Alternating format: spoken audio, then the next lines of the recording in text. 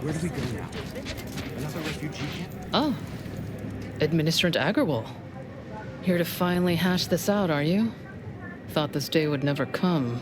Yes, well, our esteemed outsider here has agreed to thoroughly appraise our situation, in the hope that we may finally close the book on the exclusion zone once and for all. They say you asked around. Listen to folks. That's a good start, at least.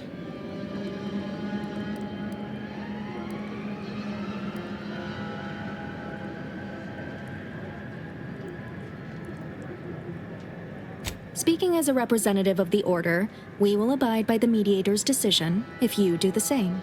Agreed. Mediator, I leave the fate of the exclusion zone in your capable hands.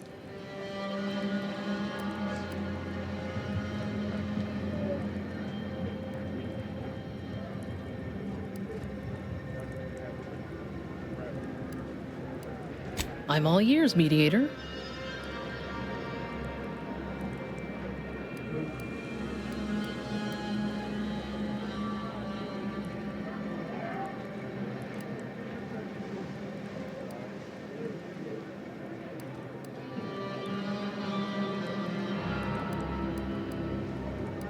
I understand you were crucial in securing additional medical personnel for Matriarch's Mercy.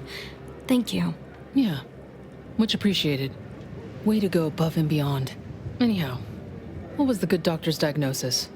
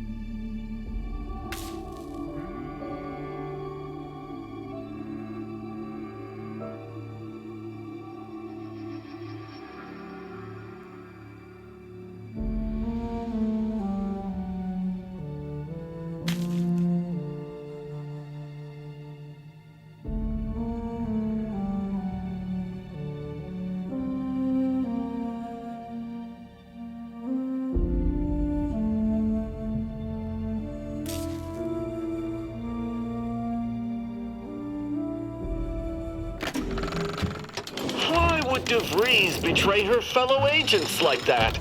A rhetorical question. I already know. Just making conversation.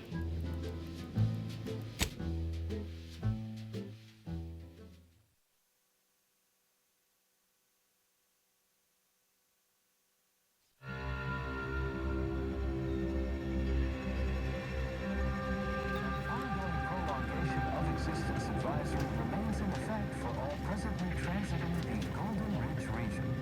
Utmost caution is highly urged. Refugees and travelers report targeted ambushment by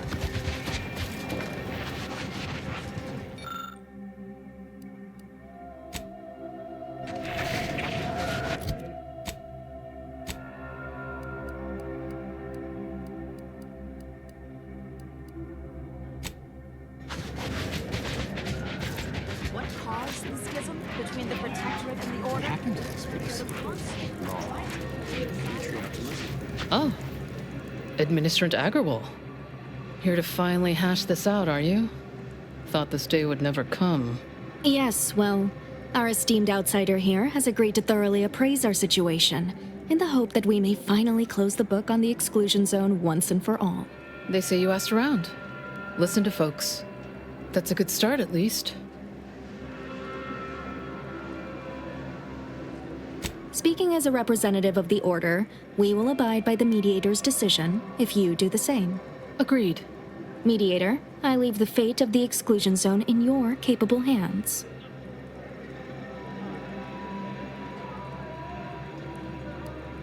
I'm all ears, Mediator. I understand you were crucial in securing additional medical personnel for Matriarch's Mercy. Thank you. Yeah, much appreciated. Way to go above and beyond. Anyhow, what was the good doctor's diagnosis?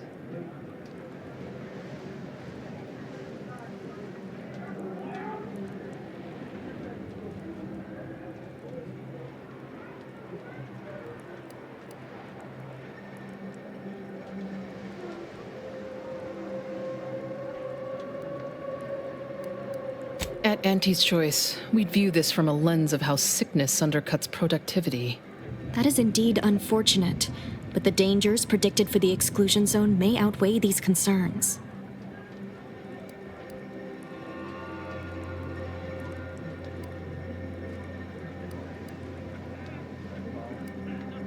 The what now? When grievances between the displaced approach fisticuffs, we hire Sub Rosa hooligans to duke things out for us. That is unquantifiably absurd, and I don't see how moving into the exclusion zone will help.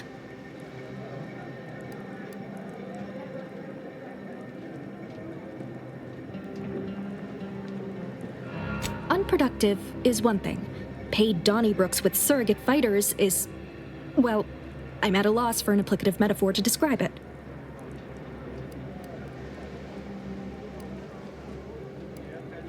Collapsed. But we built Matriarch's Mercy to optimize comfort and safety. I'm guessing you're saying this wasn't an official structure, more of a hastily assembled, precariously built shanty.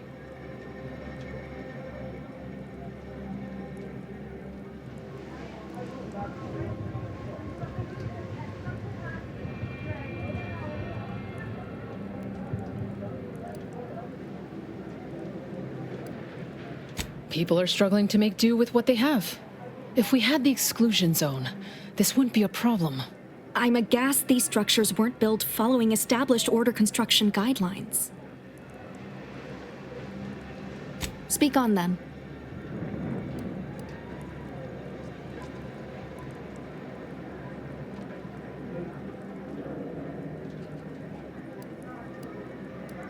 You mean that missionary type who's always talking at everybody instead of to them?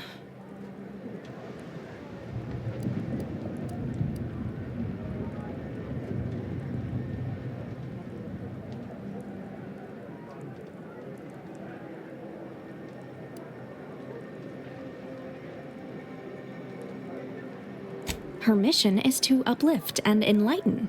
She's indoctrinating, not helping us. Can't you see the difference? Point taken.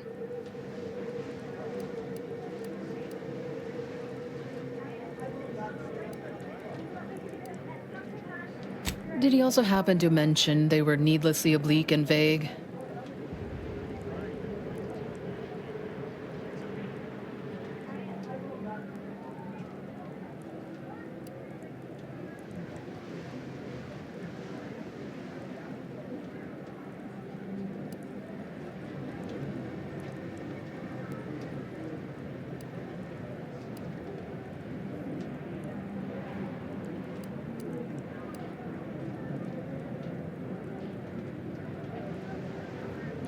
But our predictions are given to inform and protect, not to frighten. Forgive me. I do not mean to disrupt.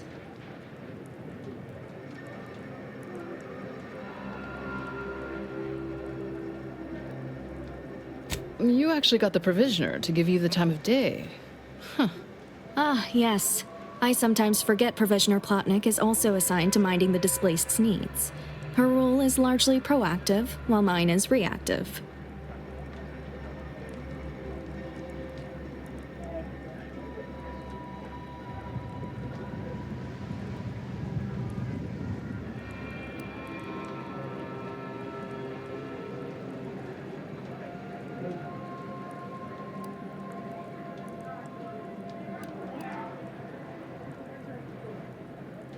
Fair enough.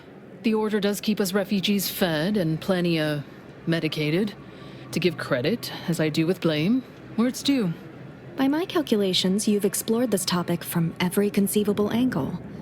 Admirable work, Mediator. I suspect that your sympathies lie with the displaced. Unfortunate if true, but I leave the decision in your capable hands.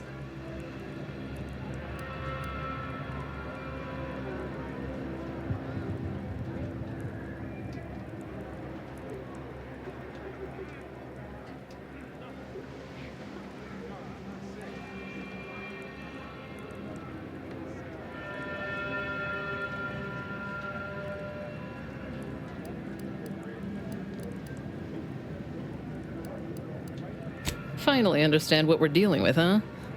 For every problem, there's an obtuse, indirect solution.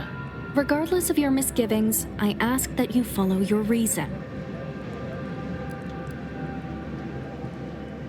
Well, if this is the fate that was augured, then I will not complain, though it goes against my very nature. Please, be safe. That's all I ask. Not to worry, Administrant. The exclusion zone is our problem now. Here. You stay out of trouble. We'll try and do the same.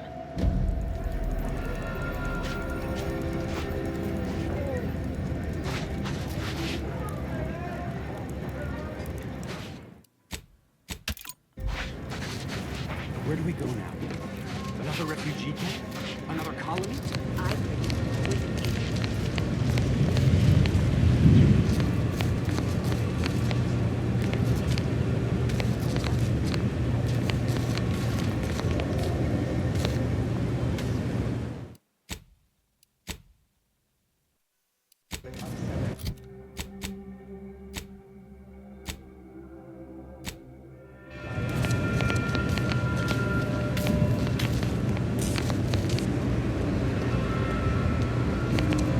Ah, you must be the, Earth Directorate agent I was told to expect. Your punctuality is commendable. Allow me to welcome you to Golden Ridge. I'm afraid I've no refreshments available, but can I interest you in a customary debate over decidability?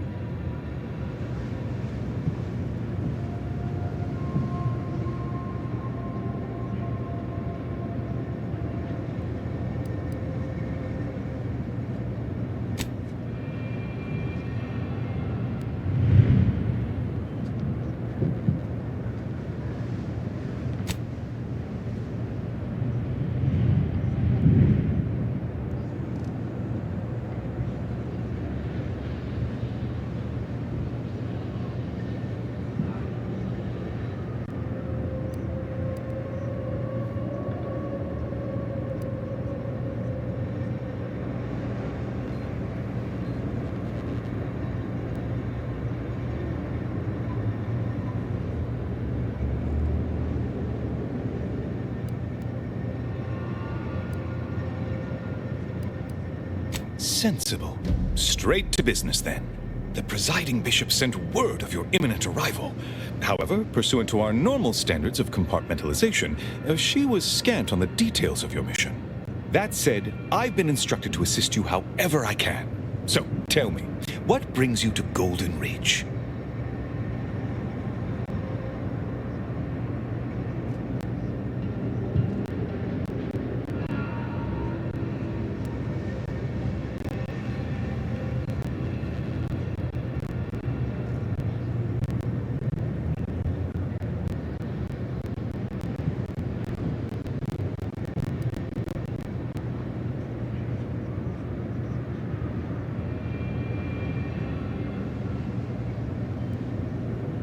Since losing access to the archive, the Order has been forced to limit its open exchange of ideas and information to avoid contaminating what few predictions we can still make.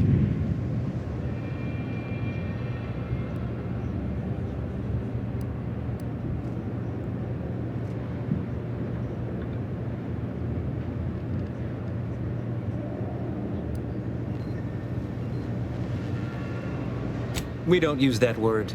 Prophecy. Our predictions are strictly a matter of mathematical calculation.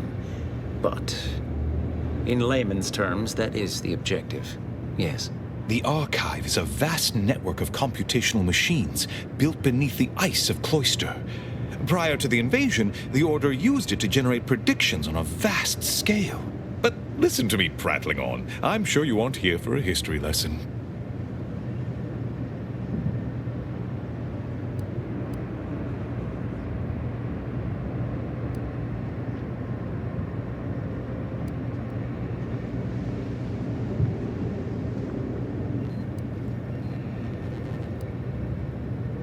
And leave Abbot Newell to be subjected to the inanity of a total stranger? Absolutely not. Don't trouble yourself about Seer Wiley. He's here as my aide. I trust him implicitly. Now, you were saying? DeVries. Now, why does that name ring familiar? Landon, do you recall a DeVries? I don't generally concern myself with passers through. If this DeVries was not a member of the Order, then it's unlikely we ever exchanged mats.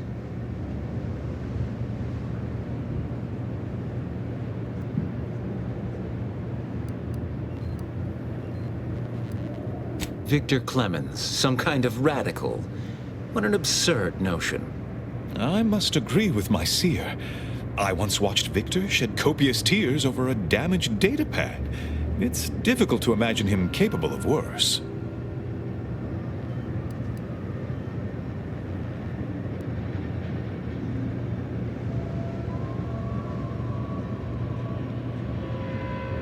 And that may well be true.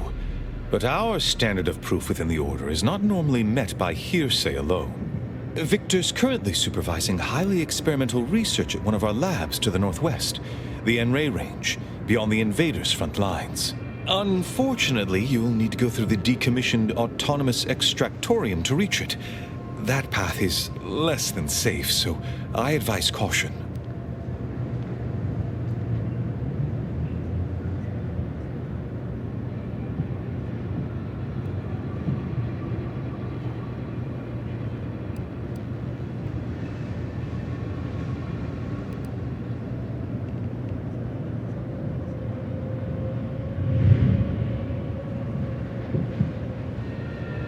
What business is it of yours? Let's not be unfriendly. The agent's only curious. Obviously, Victor's work has something to do with N-rays, but beyond that, I haven't a clue. More of that pesky compartmentalization, I'm afraid. Besides the highly caustic Serenium River and the Mantisaurs, we've also received reports of mad cultists in the area. It does make me wonder why Victor decided to stay.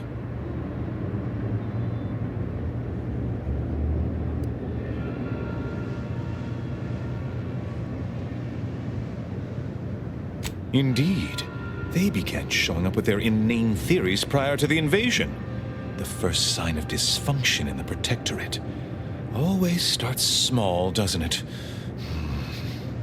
Loath as I am to admit it, there may be some merit to your worries over a conspiracy within the Order, whether Victor is involved or not. As my predecessor would remind me, denying unpleasant facts is not good science. I would be remiss if I failed to support an investigation.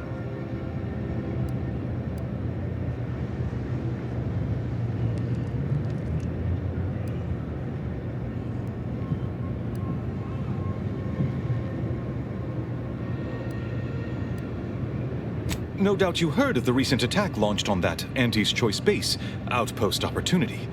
It came from one of our facilities, the Zeranium Manufactory. But that facility is intended for research, not military action. I hate thinking an Order member responsible, but given the precision of the attack, it does suggest traitors in our midst.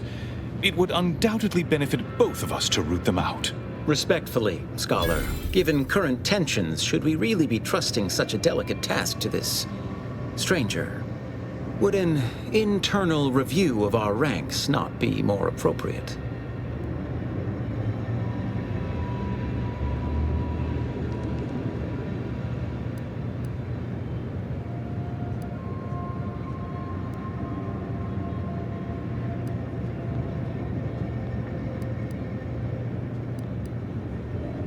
Choosing levity at a moment like this is only further evidence of your lack of good judgment.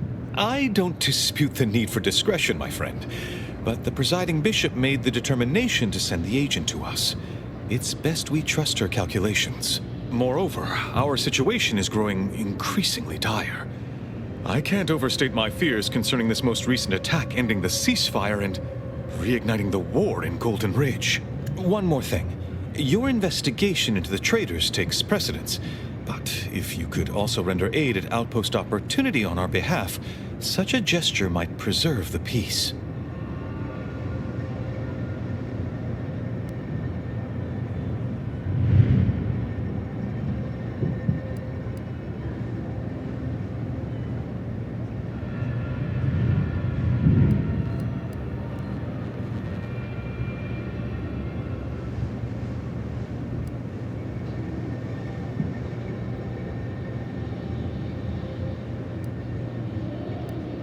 I knew I could rely upon you. Ruth wouldn't have sent you otherwise. Here, take this writ of investigative inquiry. It'll grant you access to the manufactory. Seer Wiley and I will conduct our own inquest into these traitors you've mentioned erstwhile. We can compare notes once you've returned with your findings.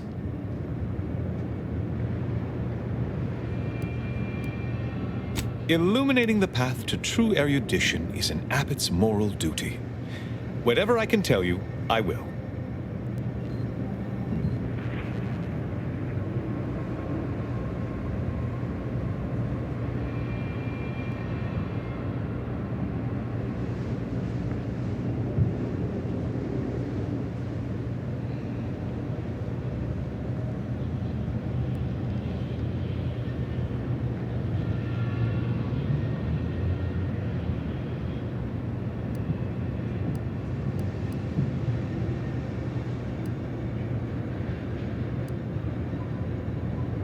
A calling for those with a greater than average talent for mathematics and computation, particularly in the field of predictive analysis.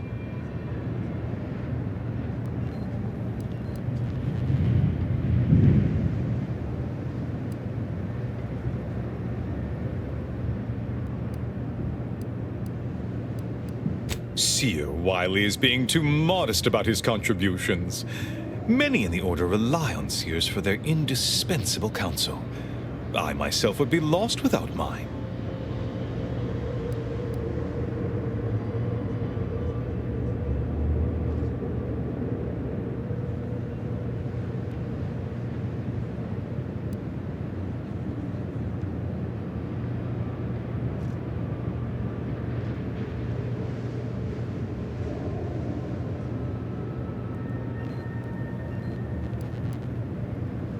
Oh yeah? Is now a good time to talk about my salary? No, it's not like that at all. Our bond is an equitable partnership built upon a foundation of mutual respect and dedication to the plan. In fact, what would you put our combined efficacy rate at these days, Wiley? I won't trouble our good agent here with the exact calculation, but the percentage is considerable. I dread the day your immeasurable talent finally propels you into the upper echelons. Truly, Landon, the Order doesn't realize what it has in you.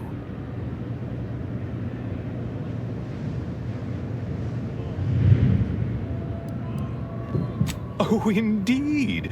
I needn't educate you on what you can see with your very eyes. There is a great deal of pressure on me to navigate what is a rather novel situation.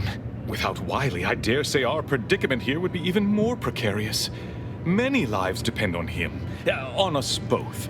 Why, Matriarch's Mercy would not be the refuge it is without his predictions shepherding its development.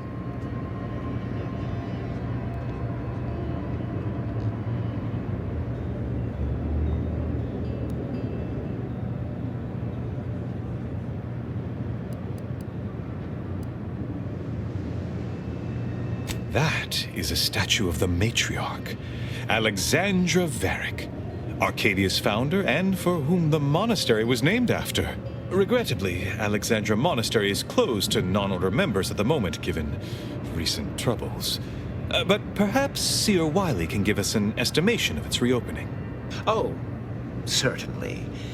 According to my calculations, the monastery will be accessible to certain members of the public shortly. Ha! Good news indeed. Oh, you really must visit. The observatory is a true sight to behold.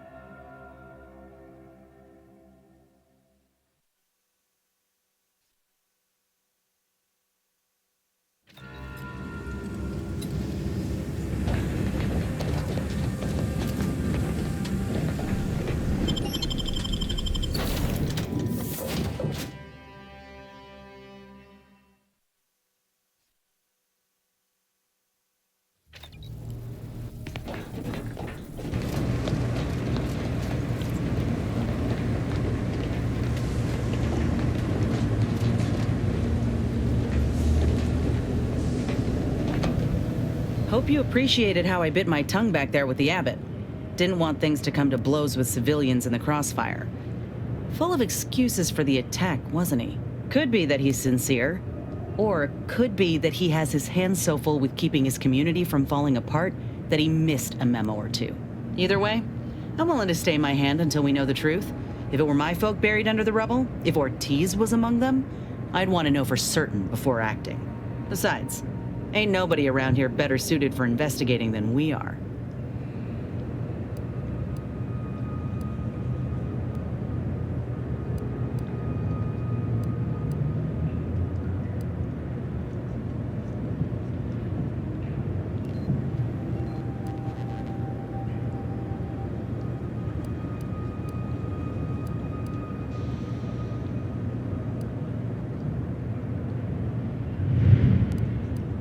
I prefer doing my shooting after asking all the pertinent questions, Commander.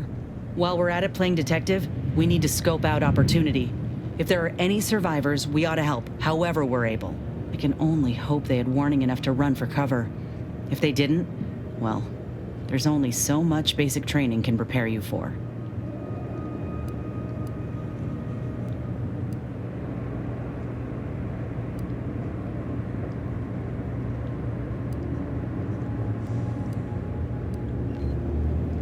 Once endured a week-long bombardment in a foxhole with only enough rations to last 3 days.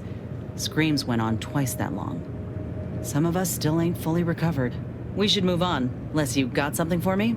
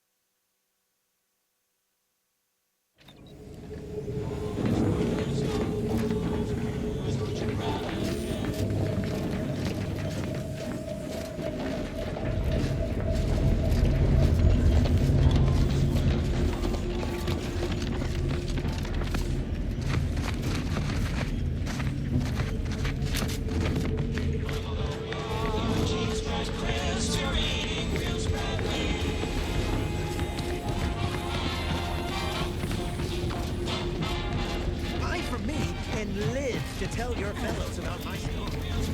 If you the tooth pain, you know who to visit. You've timed your visit well. I finished sharpening my organ-cutting knife mere minutes ago. If you've wounds that need stitching or teeth that need scrutiny, I'm your doctor. Medicaments and more, all sufficiently regulated or thereabouts.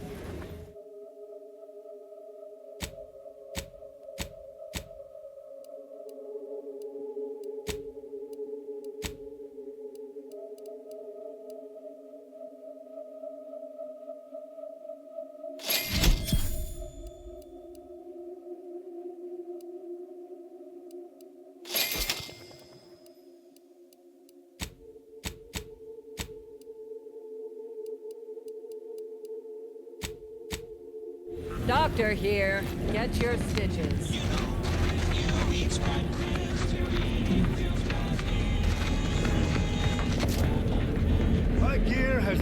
assholes out of it. My folks didn't raise no fashion monger, but they did raise a bloodthirsty opportunist. I'd like to think I'm making them proud. If you're in need of sprucing up the old wardrobe, I can provide.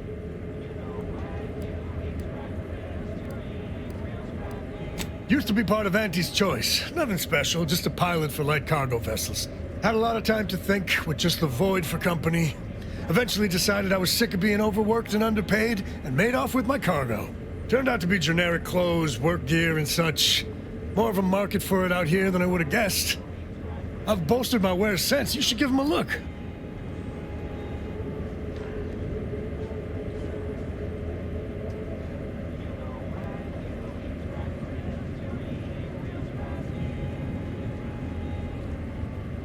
I got rags, fineries, and everything in between.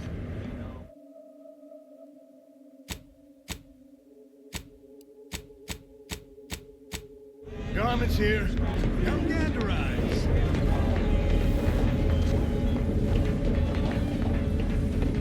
Error. Roach sales grants preparing sniveling servitude. Protocol complete. Greetings, most valued and attractive customer. What may this unit rehydrate for you?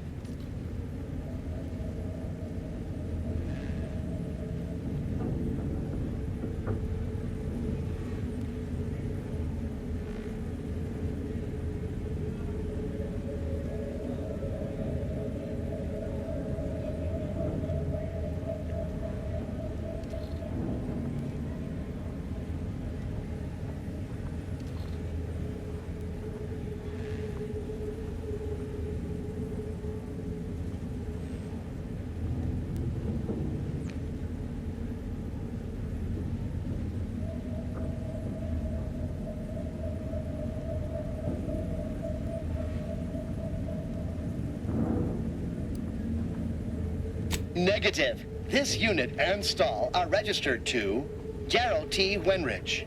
Mr. Wenrich last visited 222 days ago.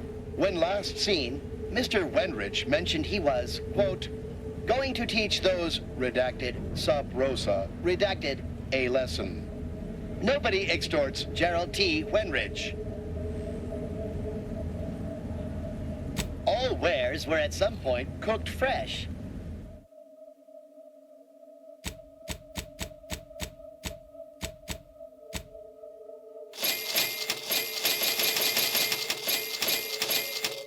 Meals currently sold with both salt and pepper. Available today only.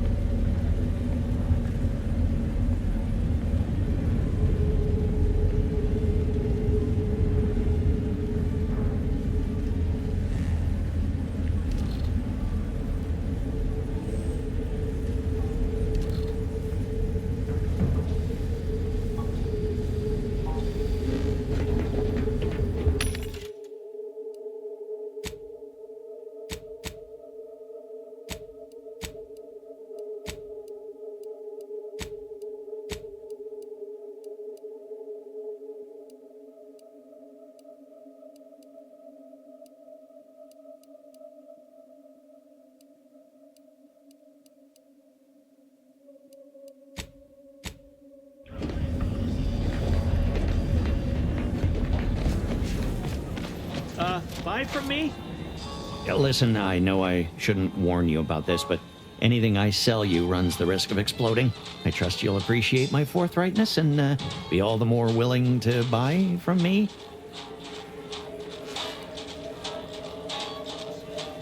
Kindness? I've been having some problems with my machines since I arrived on this planetoid. But that's enough about myself.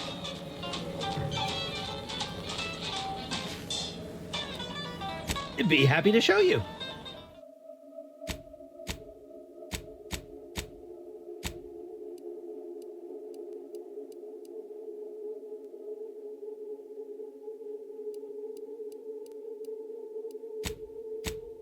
My contraptions don't explode no more. Honest.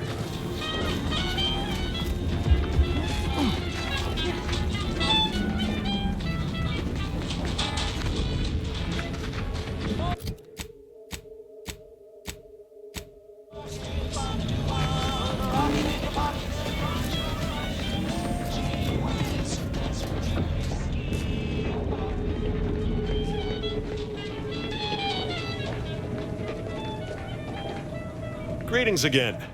Hope that little day excursion you and I jawed about is going well.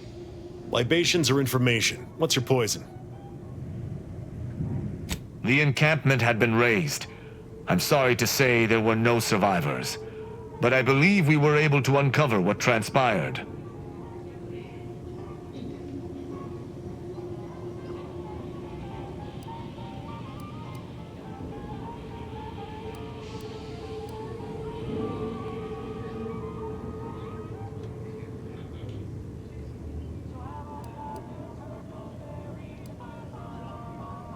Unraveling the truth of things was anything but simple.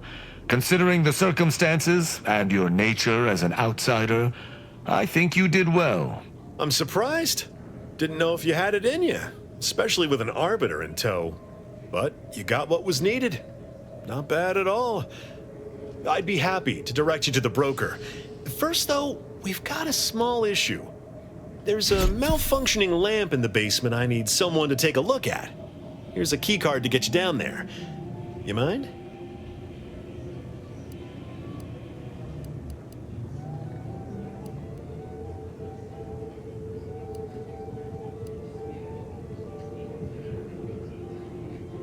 Sharp. I like it. Thank you kindly.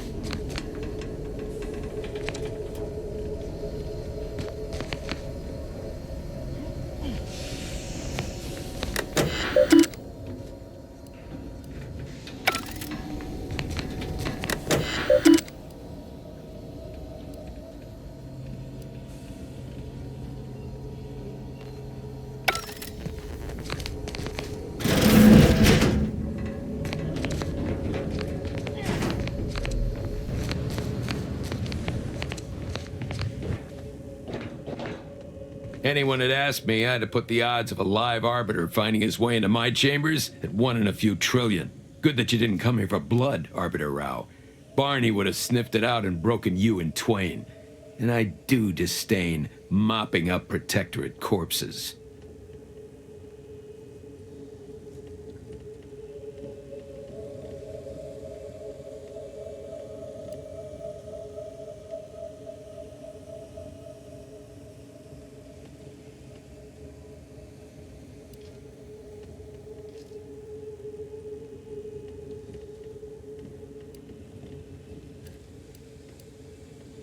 If this ain't an assassination attempt, it's bound to be something quite interesting. If you know who I am, you must know why I'm here. My mentor died under vague circumstances, and I desire any information pertaining to the specifics of her death. Interesting. That question appears to be at odds with High Command's public statement on the matter. Losing faith in your masters? No. But I cannot shake the sensation that something was awry with her passing. If you know something, tell me. Please. I could get used to this kind of groveling. Your instincts are right, Arbiter. Though we don't know the specifics, I received information that your mentor's body bore signs of a fight, and a nasty one. Someone killed her.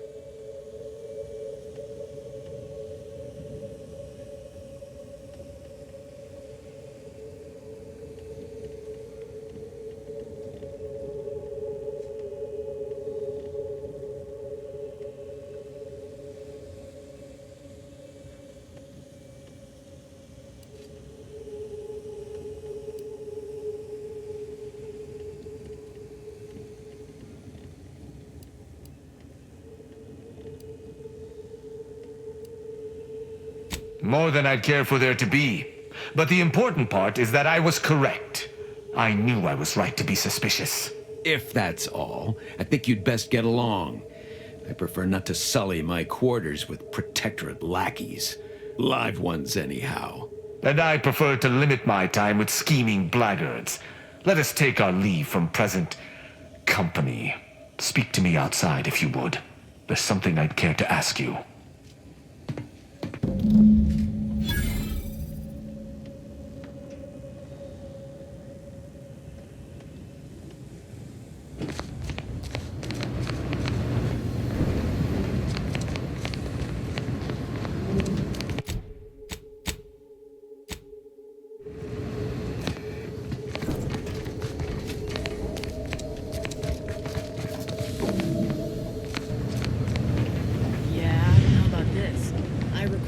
Protectorate subject direct light from Bastion. Mind your own Middle illicit Protectorate business, holding. and I'll mind mine. Think I'll nice day for shady dealings.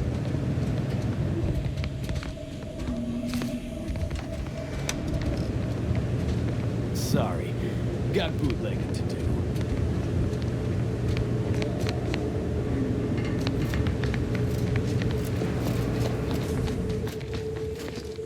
Run along now. I've spent more than enough time entertaining waiters.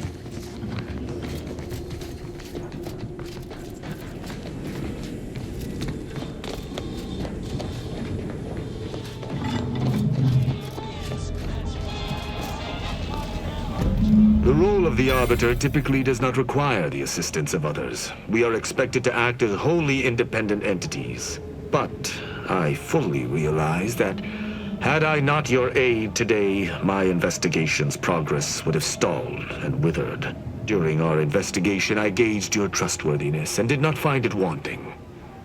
What say we travel together?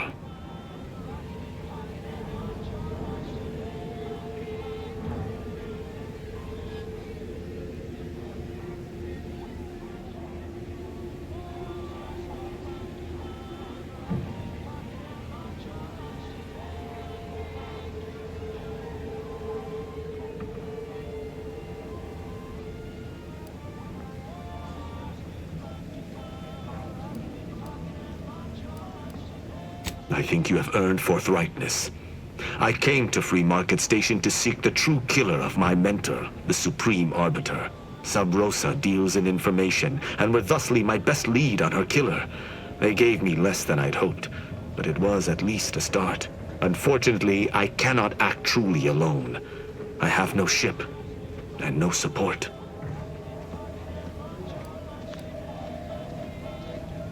My colleagues have accepted that her death was a natural one. Questioning an explanation of that nature is foolish, dangerous even. Nonetheless, the circumstances of her death trouble me. I cannot allow myself to accept the explanation that's been put forth without investigating to the fullest of my abilities.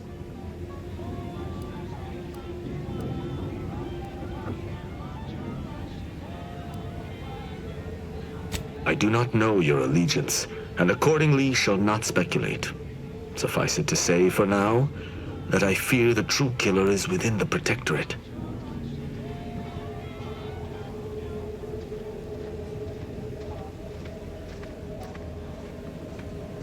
I hold my word in highest regard. Were I to pledge allegiance to you, the pact would be nigh unbreakable, barring some extreme action on your part.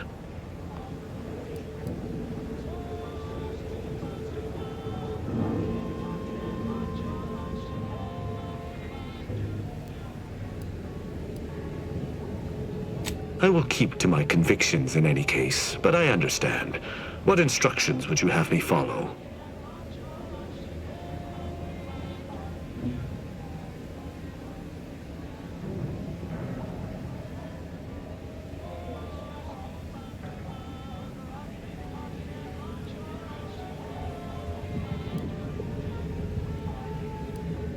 Be nice.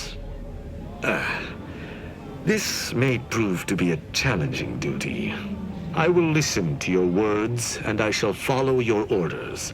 I will not assail enemies of the Protectorate without your consent, though I will not like it. But if my sense of duty outpaces my willingness to comply with an order, or if you attack my brethren unprovoked, our relationship will come to an abrupt end. Excellent. I hope our working relationship is most fruitful.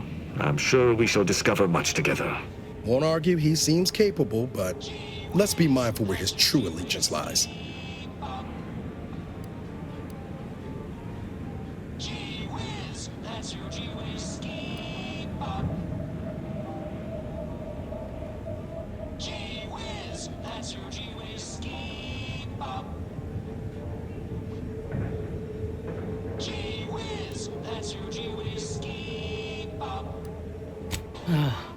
I was afraid of this. Remember to duck if he starts swinging, all right? Let us be off, Commander.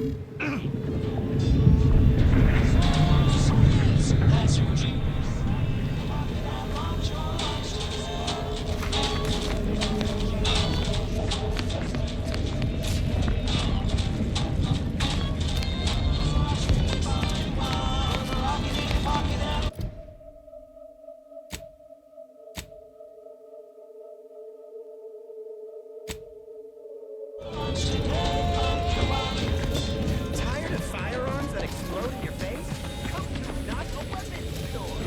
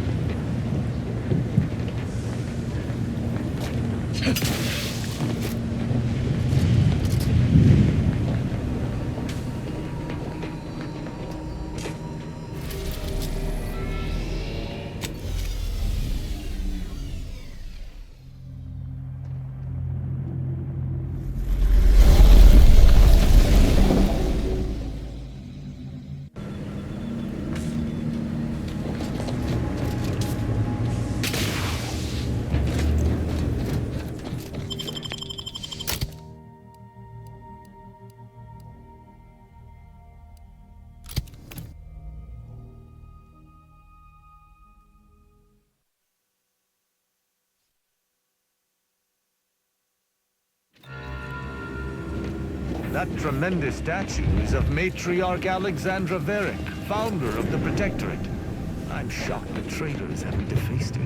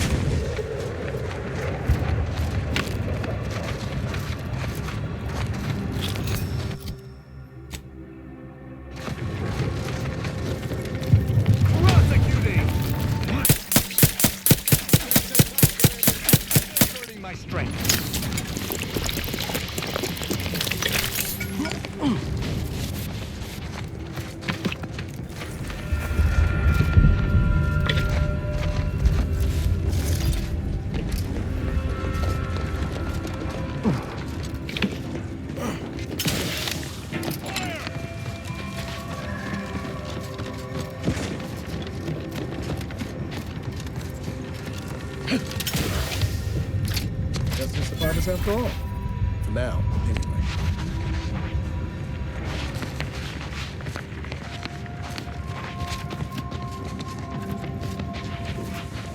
that blast give me a dunder? Or is some damn stranger walking into my area of operation right after we've been attacked? You got any reason I oughtn't have you shot?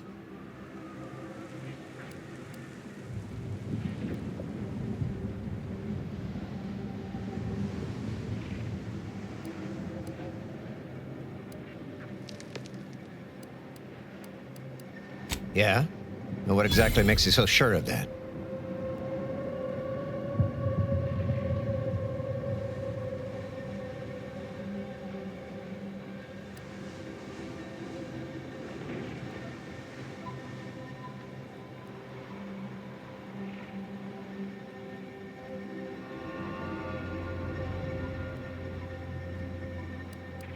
Well, I suppose I appreciate your honesty. But even if I believe you, so what? The damage is done, and it's not like I'm mounting a counterattack.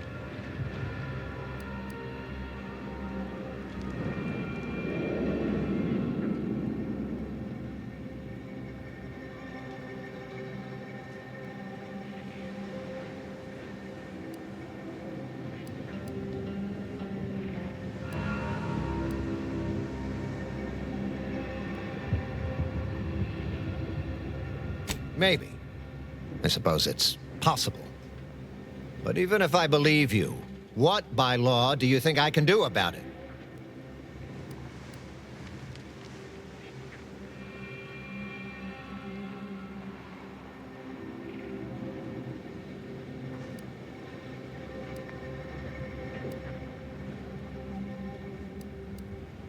Seriously? You expecting me to ring up Auntie and tell her, hello, Maven of all marketing, just letting you know that the order says it wasn't them that slaughtered my men? Also, there's some new nameless, faceless, seriously cutthroat competitors trying to frame the order, so we go back to killing each other.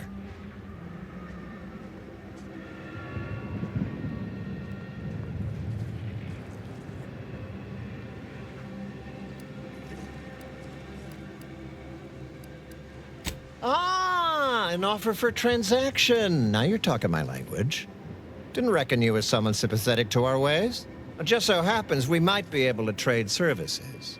Normally I wouldn't admit this kind of weakness. It's bad practice. But I'm really in the squeeze, and you might be useful. Lately my luck's been right miserable. I got enemy sneak attacks. I got grunts murdering each other. I got unsanctioned power struggles. And it all risks reflecting badly on me.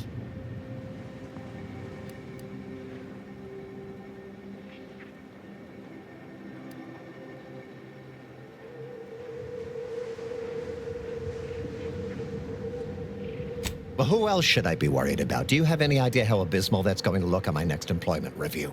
You cut down the number of issues that are vexing me, and I'll send you a word of peace and harmony up the chain. What's good for me is good for you, see? Quid pro quo. Or, if all that sounds like too much work for you, there are other ways to curry my favor.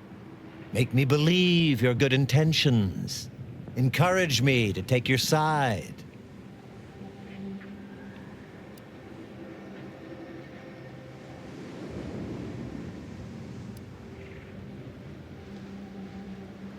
Absolutely. Bits are a bond that buys a broad bevy of believability. Auntie says so herself. They show sincerity, trustworthiness, and a goodly dose of class.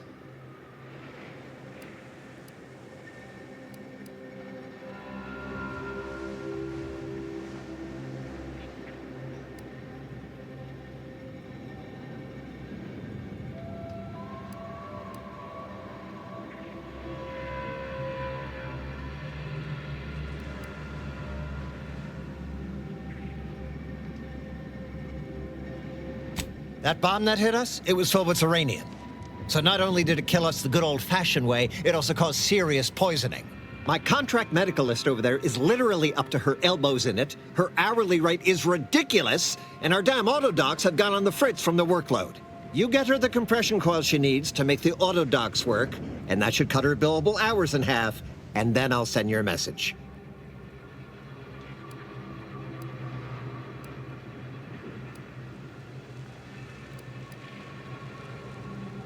And stop eating up my time. It's far too precious to waste on those who fail to see its value.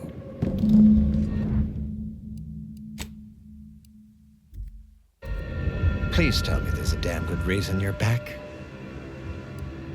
Then why?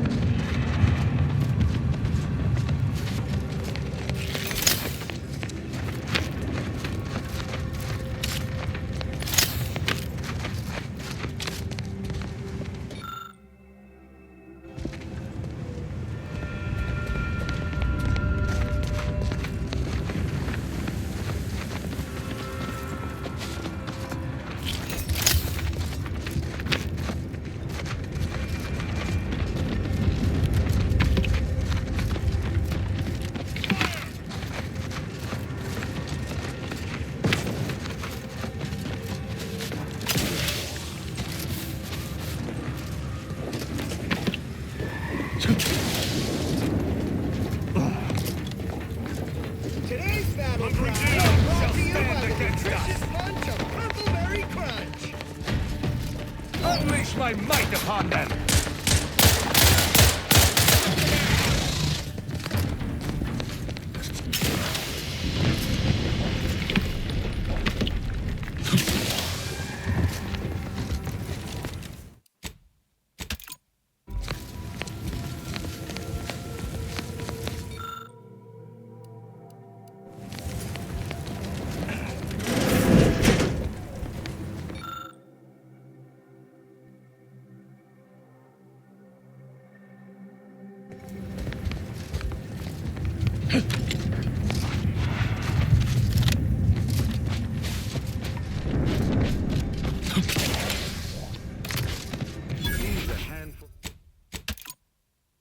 full of Auntie's foot soldiers survived what transpired. Did that blast give me a dunder? Or is some damn stranger walking into my area of operation right after we've been attacked? You got any reason I oughtn't have you shot?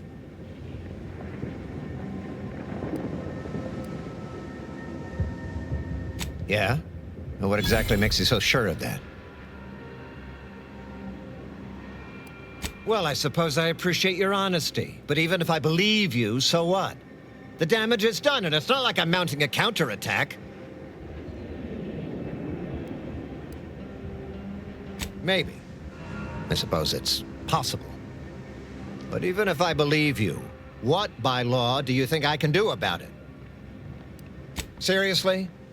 You expecting me to ring up Auntie and tell her, hello, Maven of all marketing, just letting you know that the order says it wasn't them that slaughtered my men? Also, there's some new nameless, faceless, seriously cutthroat competitors trying to frame the order, so we go back to killing each other.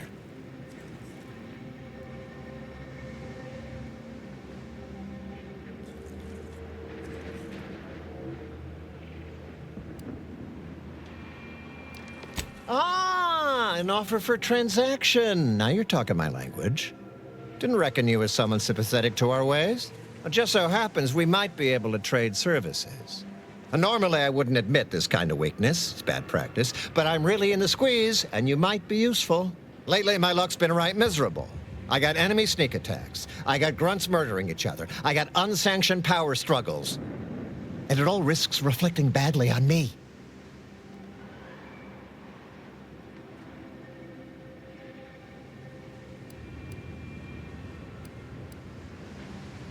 You cut down the number of issues that are vexing me, and I'll send you a word of peace and harmony up the chain. What's good for me is good for you, see? Quid pro quo. Or, if all that sounds like too much work for you, there are other ways to curry my favor. Make me believe your good intentions. Encourage me to take your side.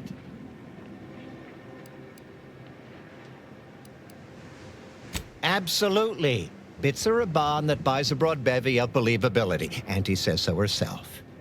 They show sincerity, trustworthiness, and a goodly dose of class.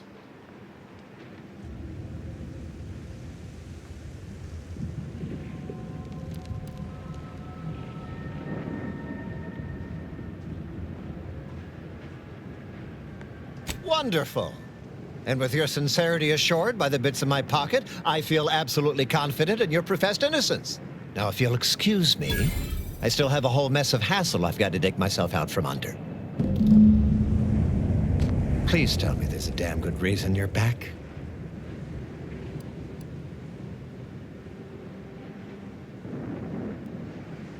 That's right, I do.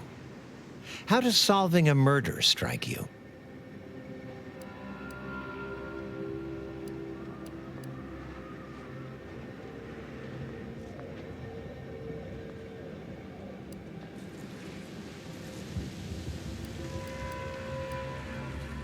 There's been a murder at one of our forts. Trooper's accused of poisoning her senior officer for some preposterous reason. Problem is, I'm already short on medical specialists.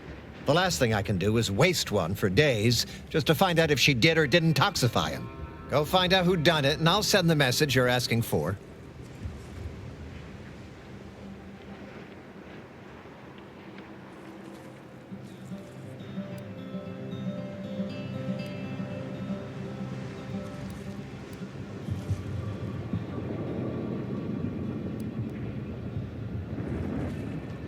Now, you know that's an irrevocable deal, right?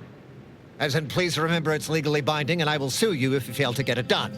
So don't let either of us down. Even standing amidst the smoldering ruins of this outpost, the bleeding bodies of his comrades, this fellow thinks only of profit. Auntie's choice is truly odious.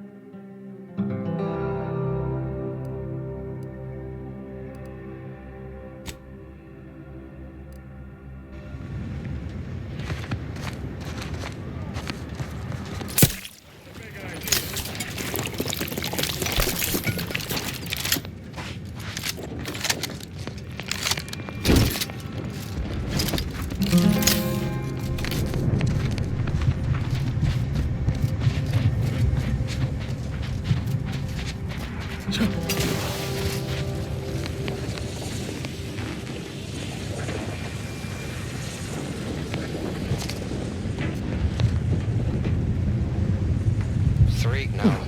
4 years since this war began. Can't rightly recall. It's a struggle to keep track with the constant threat of bullets ventilating your brain pan. Had another run-in with those brigands. Caught us unawares while out on patrol. The Order is hard enough to contend with. Now we got them too. It's enough to make a man weep. How many good soldiers have we lost out in those law-forsaken wastes? Every time we send a patrol out, we count ourselves lucky if even half of them come back. And now, it's my squad's turn.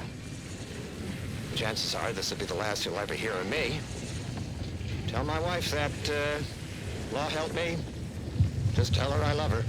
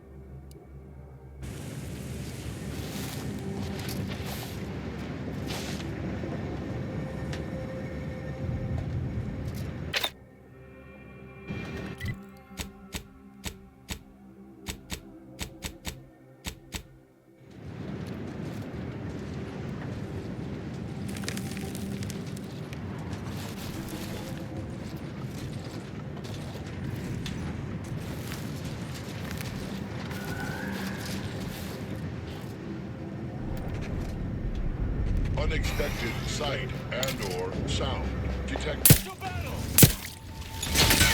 Sorry, ain't ready yet.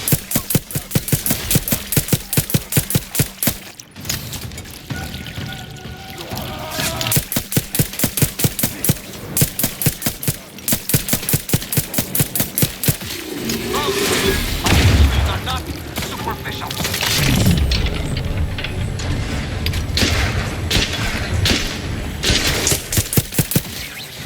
Give the order, and I'll take care of him, Commander.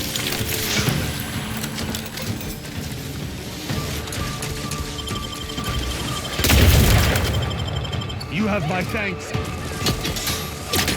Your insides are leaking outside, Commander.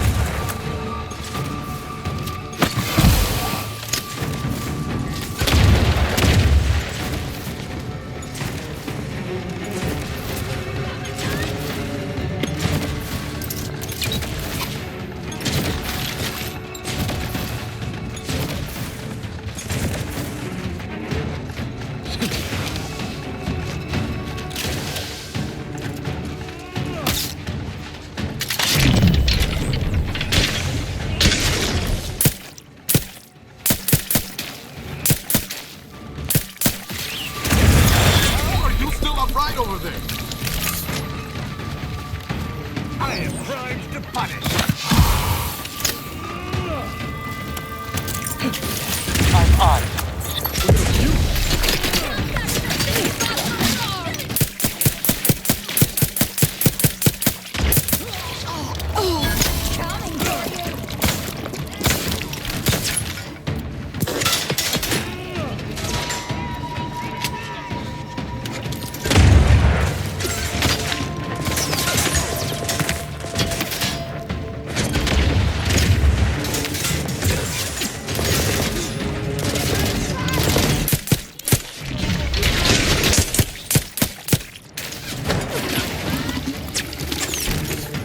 I am loath to admit I require medical assistance.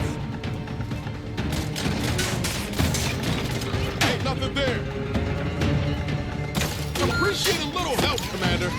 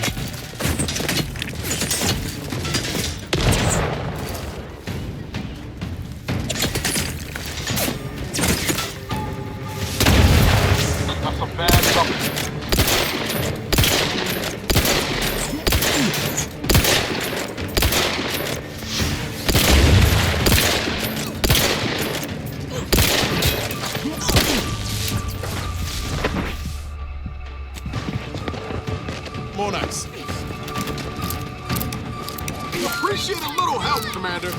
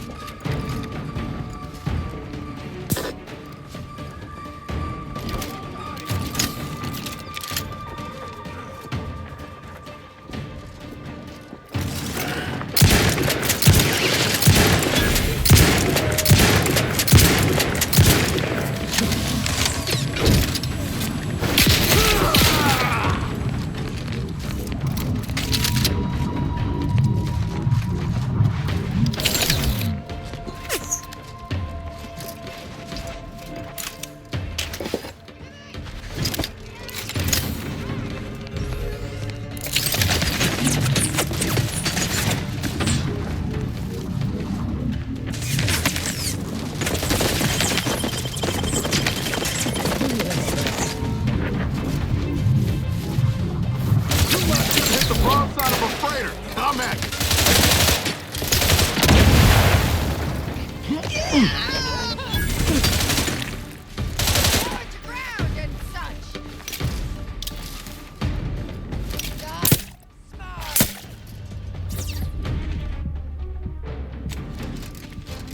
Regular.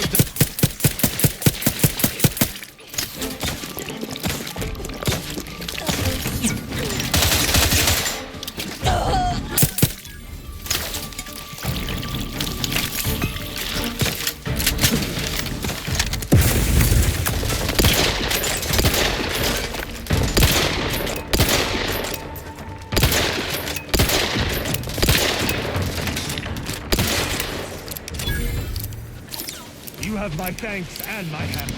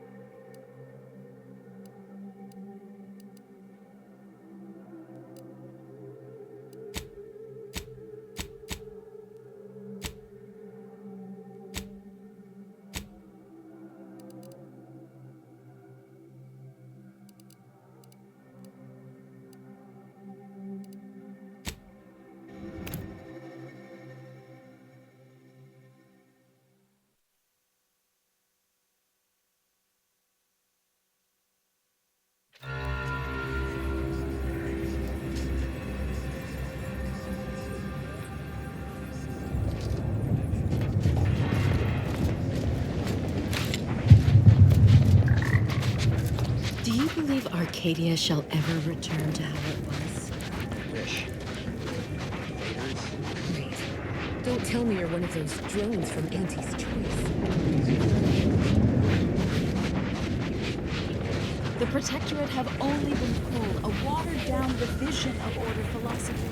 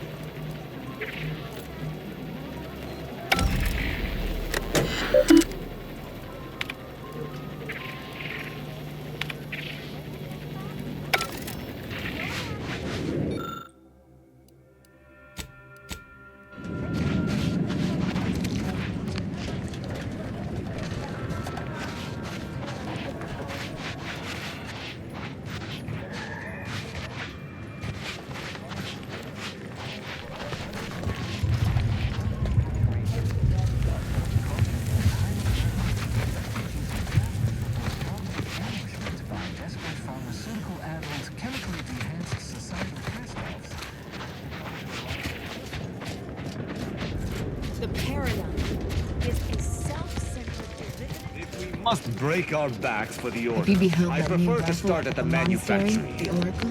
I Oh, am why used did to you- some-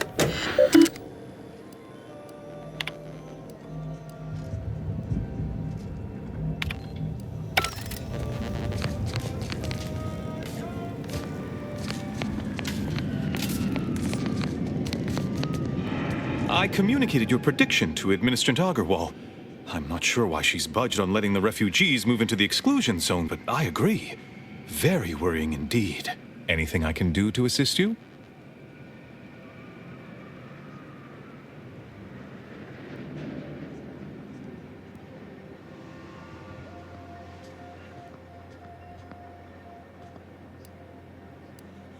Oh, of course.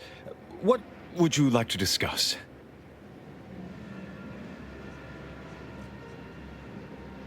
Apart from providing them sustenance, shelter, and scientific ministry, you mean?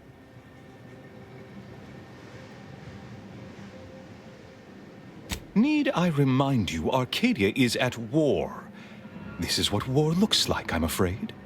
The Order is operating within a very reasonable framework to provide as much aid as it can.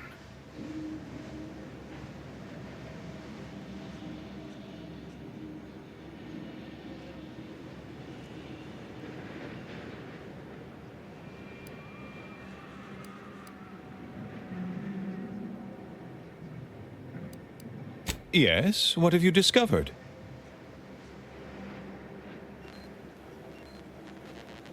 Oh, you've lessened the load on my mind considerably. And you have the Order's gratitude. Any other updates?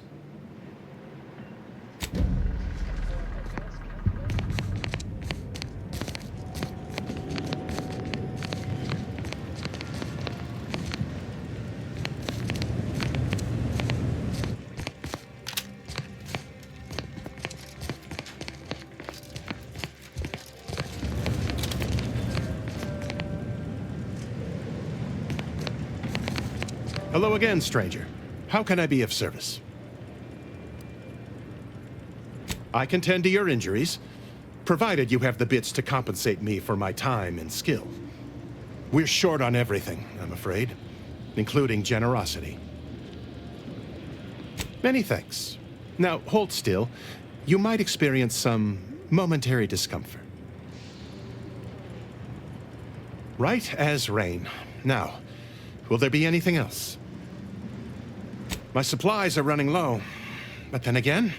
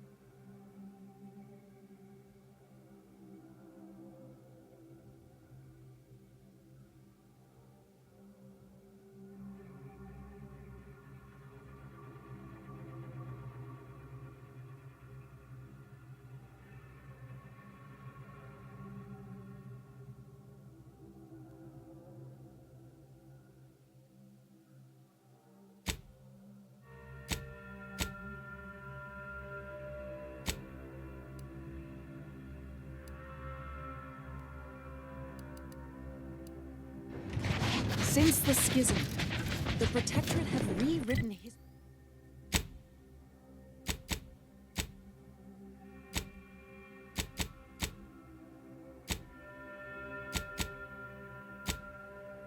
history to exclude our I still don't get it, Pyotr. Thus, if we compare the Do you believe Arcadia shall ever return to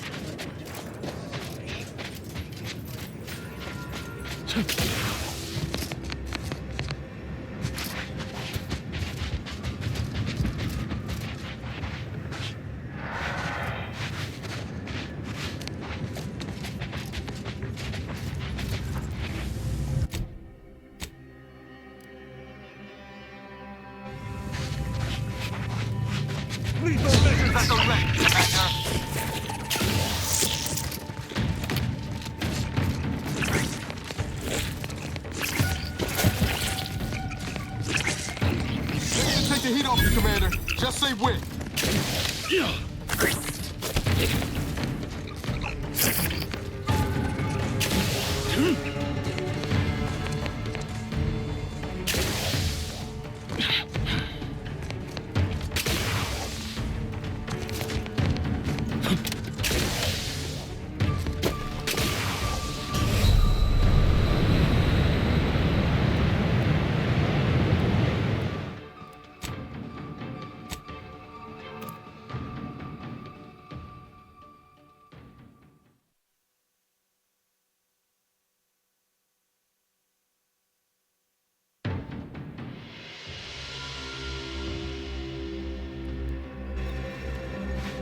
By calculating the position of every atom in the universe.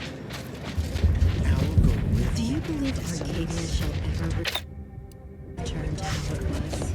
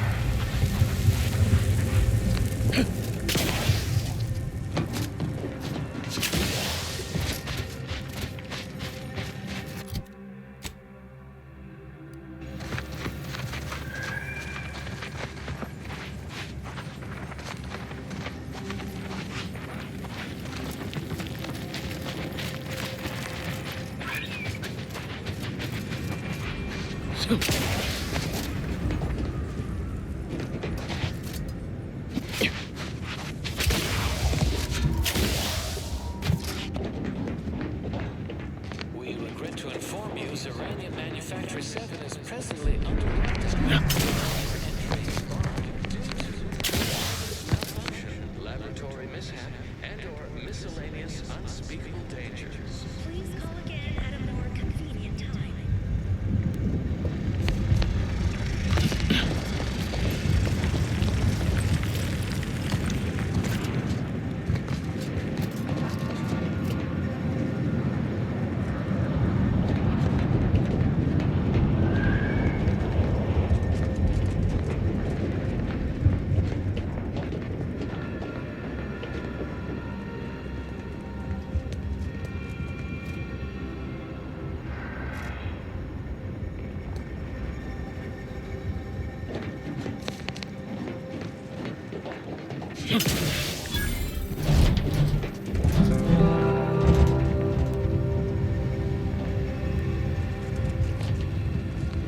Hello? Someone's there?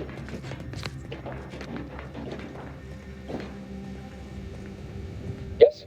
Did the missive not play, or was it garbled in some way? Are you somehow struggling with coherence?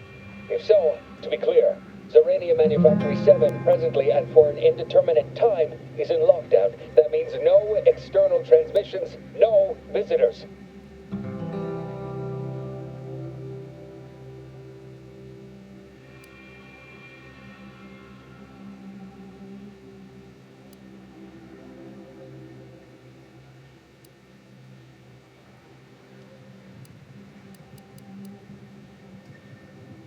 Wait, you have a writ? From the abbot? But we don't have any means of... yes, they said they have a... yes, sir. This is Factor Métagier. Am I to understand you have orders from the abbot? Quite convenient for you. I have no way of verifying without allowing you entry. Very well. Come inside and we'll see this sorted. Building on the left.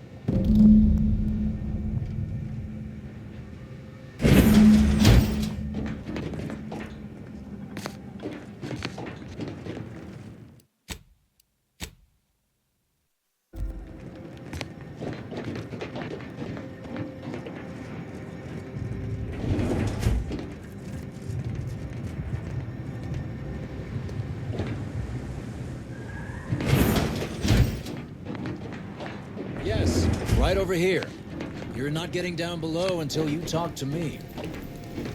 So, the abbot deigned to send someone whilst we're contending with all manner of emergencies, did he? Oh, and I see you have a Protectorate Arbiter with you as well. Of course. Your casual method of address has been noted. Consider yourself thankful that present company stays my wrath. Some.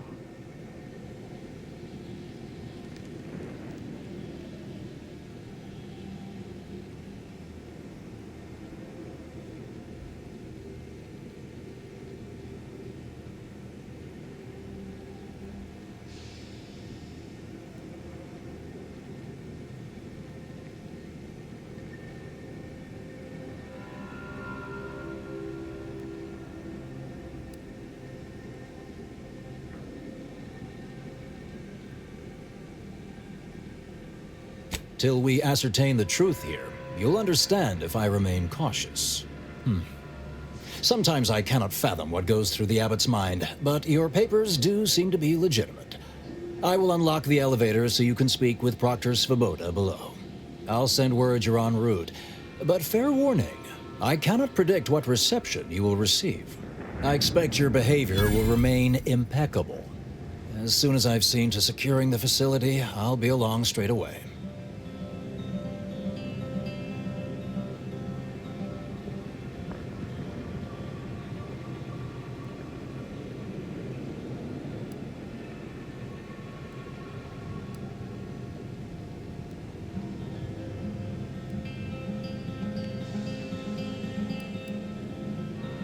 Yes, the source of the explosion was unmistakably Zeranium.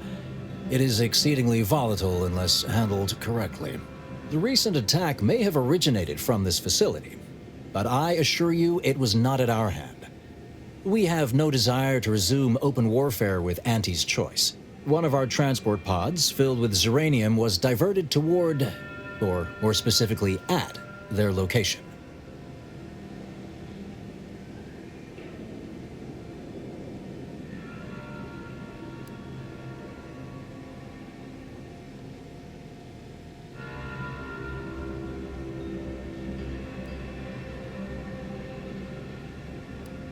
Though functionally correct, I assure you. The transport pods are fired into space, where they are collected for redistribution. To date, no one has ever misused them for this purpose, despite the explosive nature of the material. Fortunately, we have potentially identified the culprit, and we have managed to corner the apparent perpetrator down below, which would be a good thing if they had not, somehow seized control of the manufactory operations.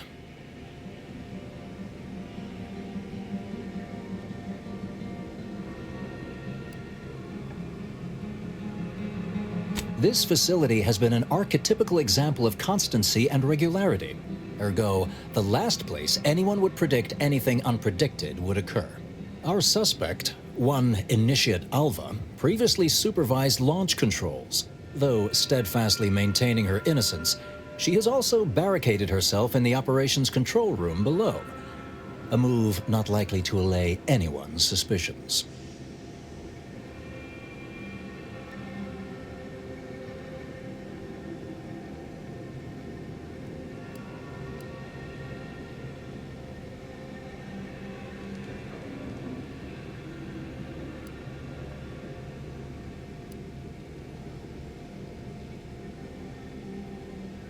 Both of them? Well, one can hardly argue against thoroughness. I admit I'm to a reasonable degree pleased you are on hand to corroborate current suppositions. May your query yield favorable results.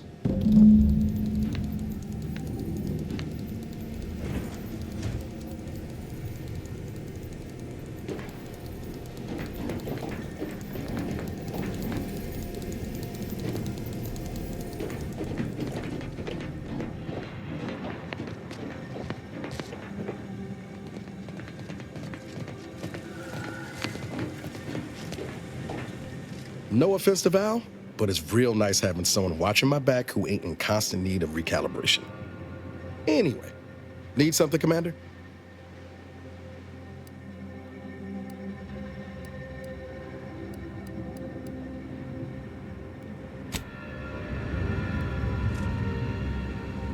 It seems the Order was unprepared to receive refugees in the sheer numbers they have. Theories cannot stand against the cruel facts of reality. But it is the refugees that arrest my attention more than their would-be handlers. Any who leave the Protectorate fold deserve punishment.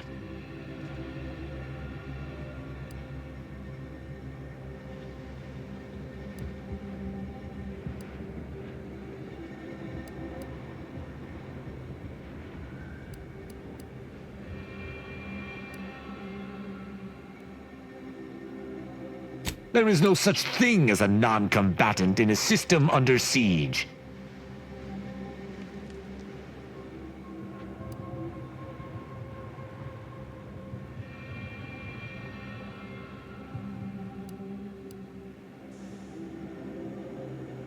If Arcadia faced famine, I would pick up a trowel. Expecting a common subject to aid in Arcadia's defense is no different. My feelings aside, I shall not judge them, owing to our bargain. But I cannot promise my duty shall not win out in the future.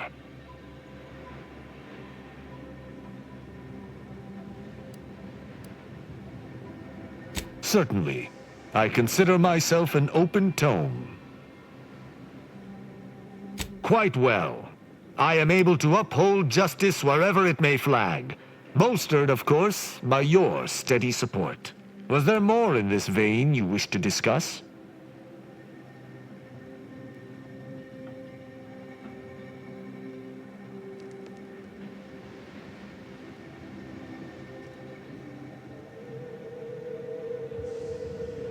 She taught me all that I know. Her teaching style was stern, but enlightening. If ever I erred, she would teach me to avoid making such a mistake in the future. Though she did not raise me from infancy, I was brought into her tutelage quite early. I spent a great deal of my life looking up to her. Her death weighs leaden on my shoulders. We must find her killer and bring them to justice, lest justice in Arcadia truly fall to ruin.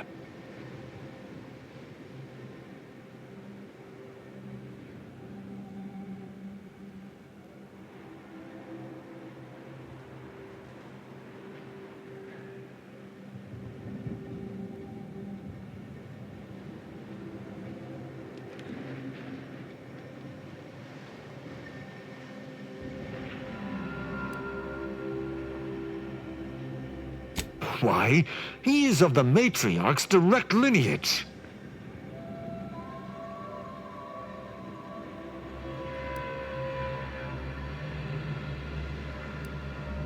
Only he possesses the understanding to lead us all. Someone not Matriarch ordained would bring the Protectorate to ruin. May his leadership of Arcadia last for many years. I hope someday to be party to his glorious presence. If I had one wish, it would be that he leaned less upon the Consul's guidance. The Sovereign alone knows what is best for Arcadia. Meddlers should not be abided.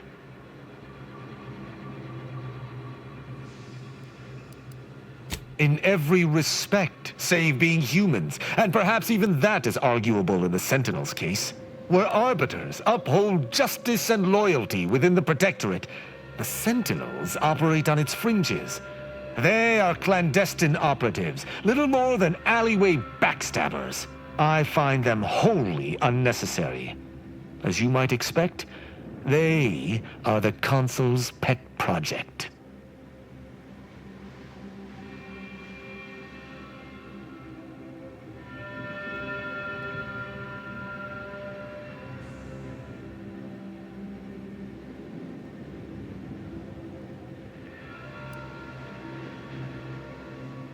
Straightforward.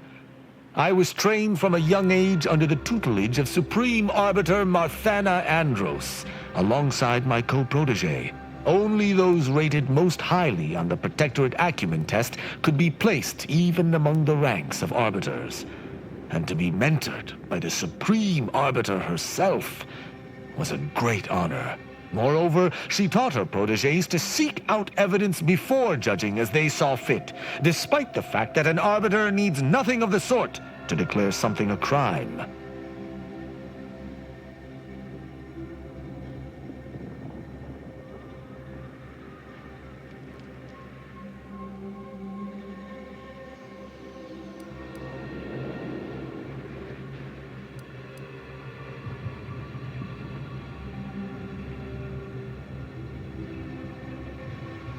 An arbiter would never abuse their power. Every action we take is on behalf of the Sovereign and upholding the Protectorate.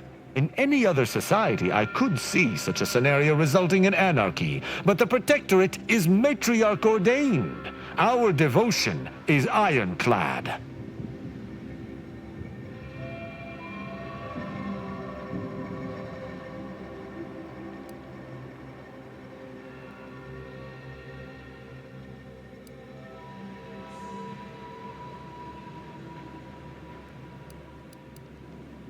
Why would they need to?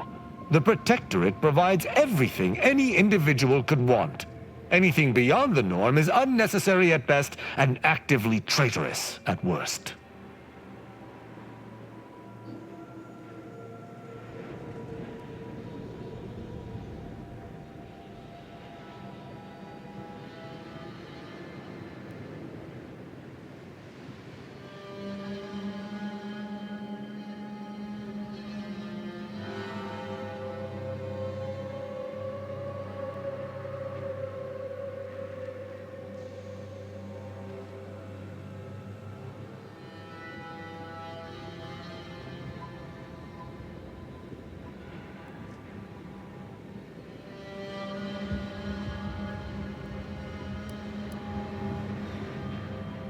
As the Protectorate's most elite, we protégés needed to be able to think flexibly and adapt to situations that faced us should they require adaptation.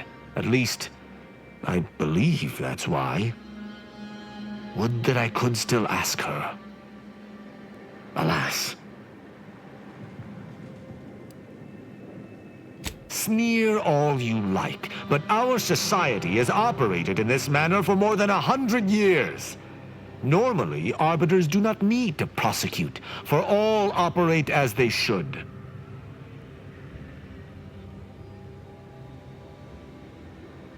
Ask, and I shall answer.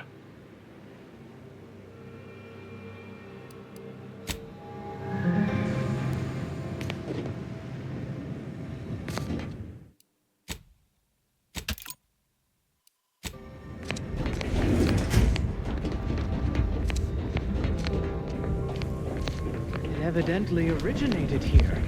Transport pod full of Zeranium. Blue outpost opportunity to naught but tinges and flinders. Wait, so has it been classified as an accident? The Proctor's a low-functioning functionary at best. I mean, just look at this mess. That explosion. Well, running a manufactory must require extraordinary, fastidiousness. Little good that's doing us now. Little good that'll do us when Antes arrives.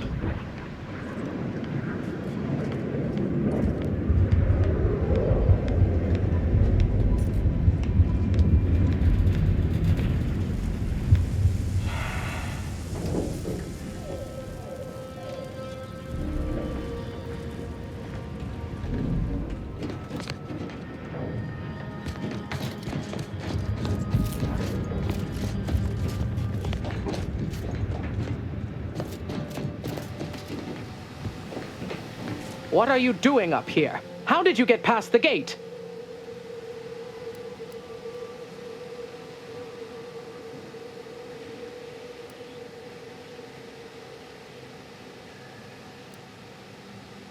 Forgive me. All this business with the lockdown puts one on edge.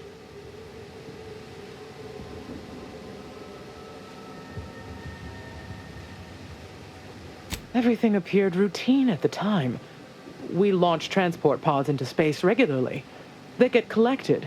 The Zeranium we refine here is used for power. It wasn't until we heard the explosion that anyone knew anything out of the ordinary had happened. I ran a systems audit on the launch sequence afterwards.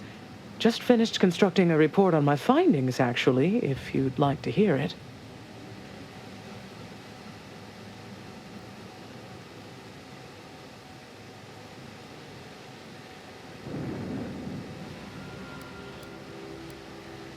Anomalous event caused by unknown factors. Transport pod M7, containing a full hold of refined Zeranium, bound for orbital platform Z9, received a priority reroute command. Latitude and longitude coordinates corresponded to the Antes Choice facility known as Outpost Opportunity. Altitude, however, matched 1,000 meters below sea level.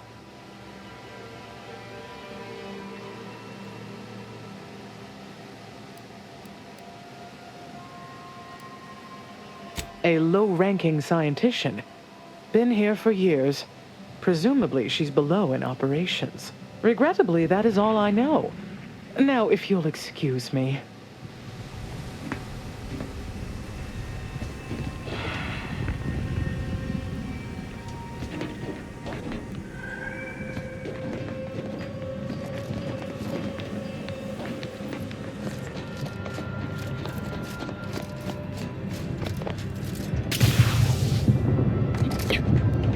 I'm not cleared to speak with random factors.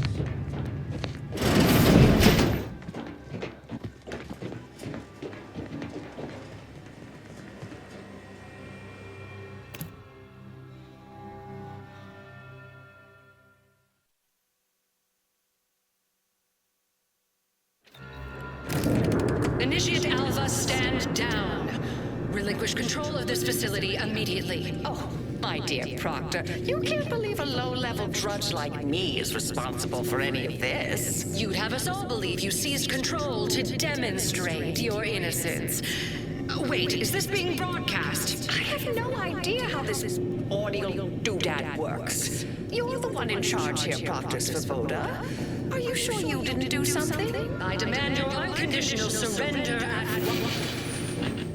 Hello, Proctor? I'm pushing buttons over here now. Did I disconnect you somehow?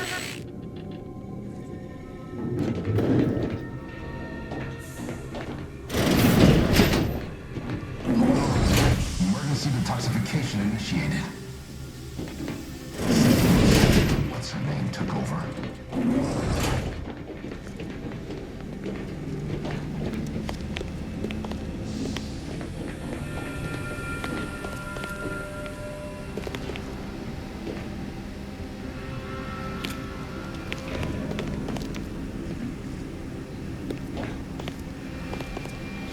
Not clear to speak with random factors.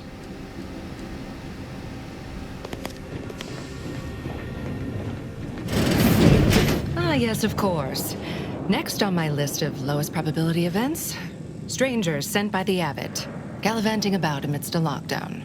If we'd been able to communicate beyond our walls, might have saved you a trip. As I can successfully report, we have identified the responsible party.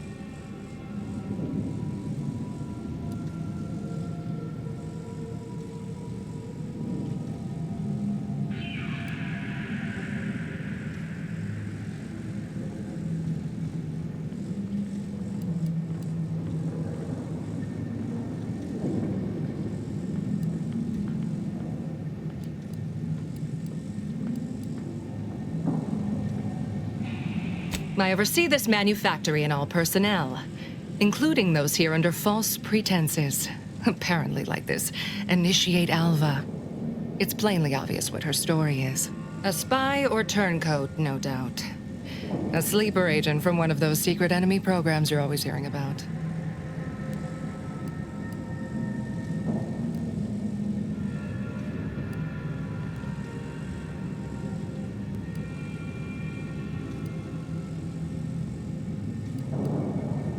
Within a beat of us hearing of the attack, Alva seized command of the system and locked herself in the control center. She then forcefully repelled several attempts to extricate her. 2 are dead already. Poor Jacobs lost a hand trying to pry free the outer doors. Why, she could destroy this entire place at any moment from in there. I implore you to stop her before she does so. I fear violence may be our only recourse.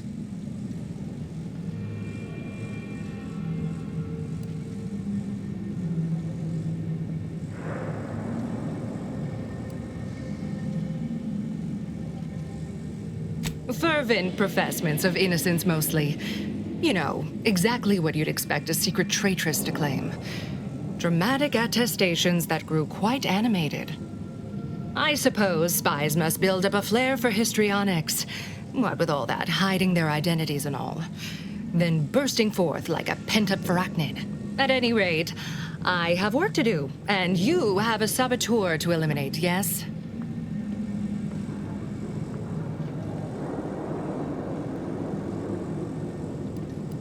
You'll forgive me if I politely defer. While I'd hardly depict this as a crisis, I do have a few irons in the fire. I'll be in my office. Let me know once she's no longer a problem.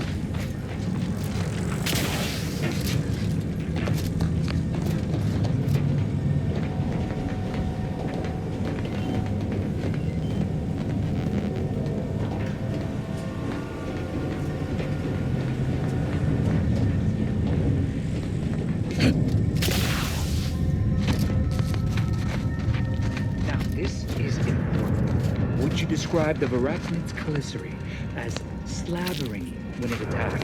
How much viscous fluid did you estimate was involved? I don't know anything about the fluid's volume. Being attacked, I shot it. There's goo all over the spot it emerged. Measure that, maybe. No lectures, please. Not in the mood for a random interaction. Thank you.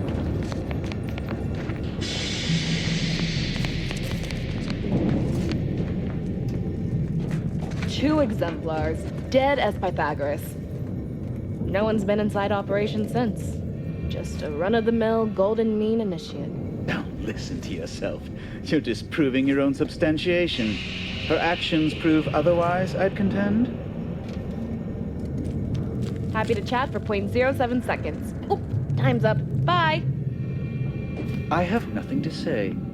Unless you want to discuss the inverse of the Planck function, in which case... She's hiding something. You think those two exemplars just fell wrong? They're hardly prone to involuntary...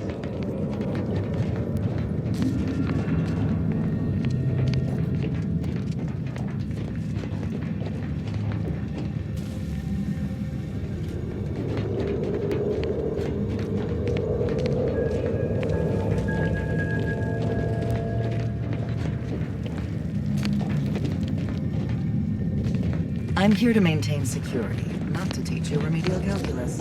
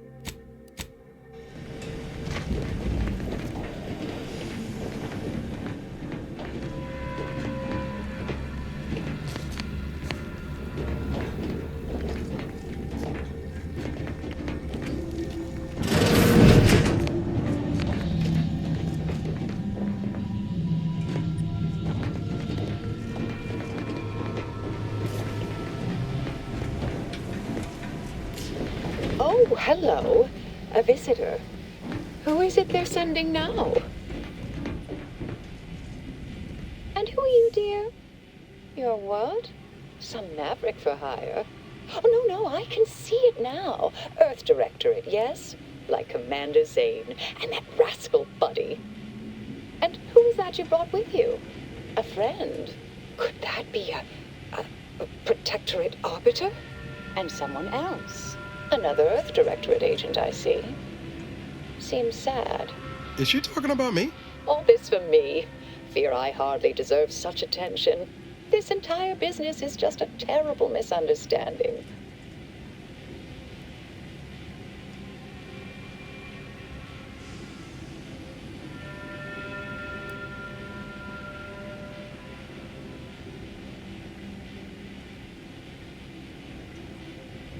I expect few in the Order know of you, but, well, I've kept to a role here that is purposely not very taxing. Others prefer calculations in their spare time. I have my stories. Between launches, I enjoyed serials, two-bit dreadfuls, periodicals. I adore Zane and Buddy, even if they are considered contraband. And you decidedly share their upright bearing. For the longest time, I didn't realize your organization actually existed, but here you are. well-timed and, no doubt, eager to help.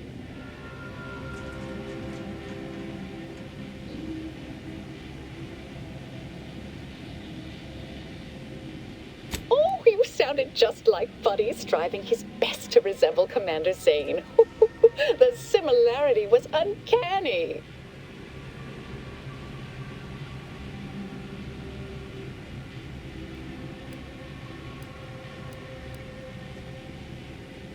I'll tell you exactly what happened. Our transport pod leveled outpost opportunity. I immediately realized someone must have bypassed my terminal. I initiated a lockdown to block further tampering. Had I not, additional attacks may have continued. Now, despite a long record of dedicated service, who's being blamed for this calamity? Me, somehow.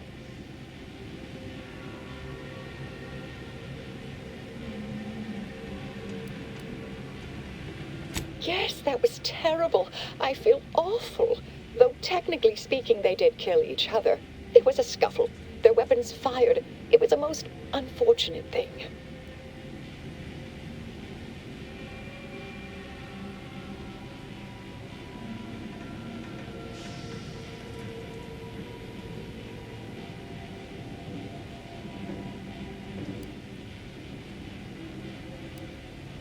I've refused a few promotions over the years. Undemanding work provides me ample personal time for my stories. I enjoy speculative fiction. Does that make me suspicious? Were you Protectorate? Absolutely. But within the Order? I'm sure you're typically atypical.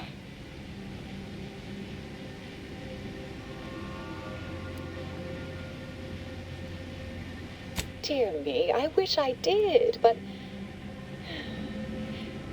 Actually, there may be a way you could gain answers here. The firing record should contain all relevant details regarding the launch. Why, yes, I could unseal access to the records repository for you, and open the path leading there. I'd be right grateful if you'd have a look. I swear I'm completely innocent of this heinous act they're accusing me of.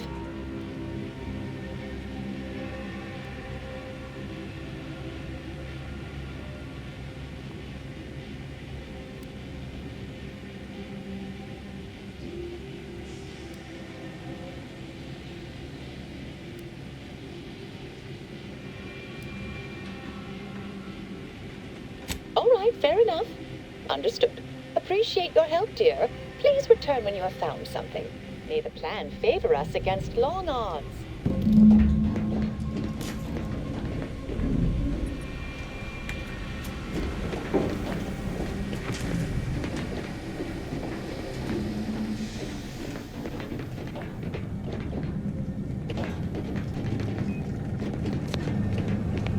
Always account for standard deviation.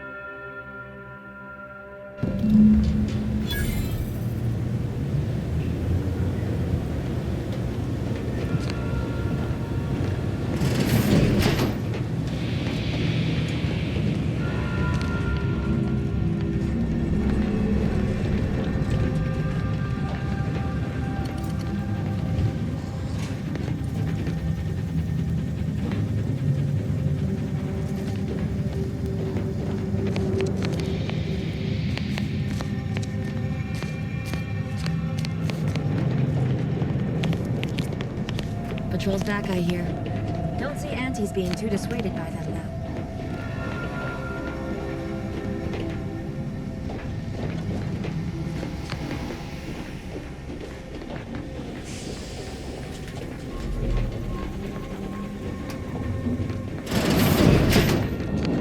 Alva's been here for how many years?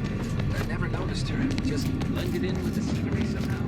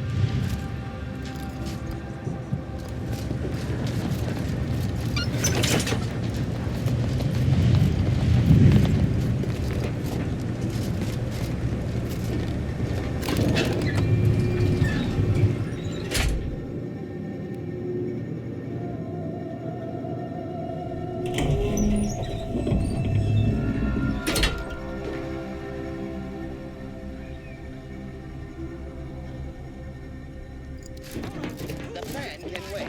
Our lines will not. Good subjects arrive 15 minutes early to avoid I used to love taking the train across Dorado, seeing the Marcasite caverns, the silence of the desolate plains. But that's all in the past now.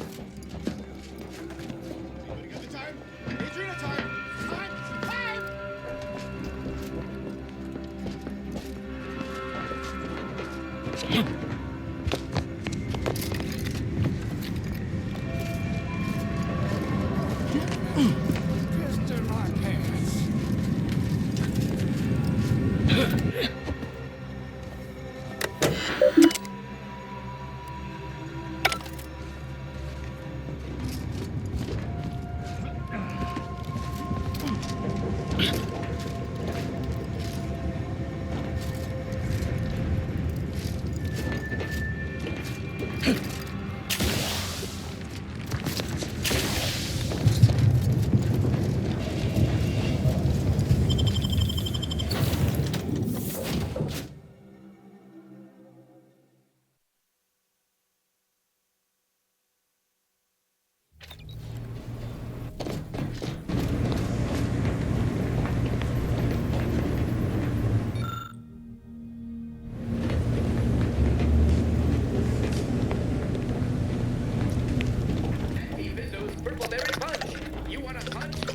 Your punch right here.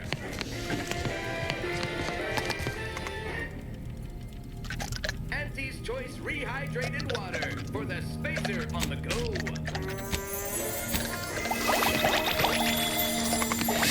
Auntie's Choice Rehydrated Water. Just add air. Now available. Auntie Cleveland House for Auntie.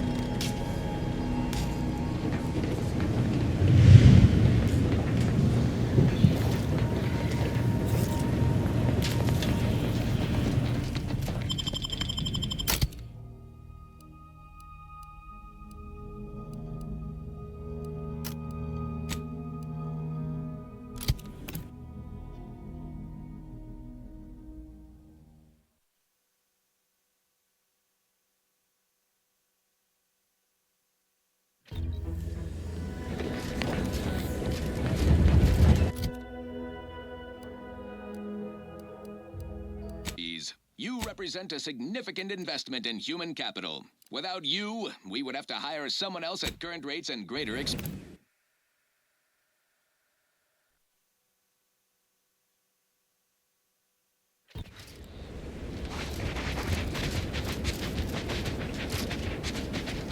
Auntie's Choice values its employees. You represent a significant investment in human capital. Without you, we would have to hire someone else at current rates and greater expense. So let's spotlight our new employee of the fiscal quarter, Security Commander Babylon Carr, for going above and beyond the call of fiduciary duty on Paradise Island. Carr shrewdly opted for sabotage rather than a full-scale assault. Her thrifty investment in a single independent contractor spared troop lives and, more importantly, ammunition. If only E.B. Milvers Street, executive in charge of our Eden invasion, had tried such outside-the-kill-box tactics. This is why Carr is our employee of the fiscal quarter, and he is not. As usual, our quarterly winner receives a Galaxy's Greatest Auntie executive mug personalized with their employee number. Non-transferable conditions and terms apply. Now, on to other things. This is for anyone out there who just lost out on a big promotion. Keep your chin up. Next time.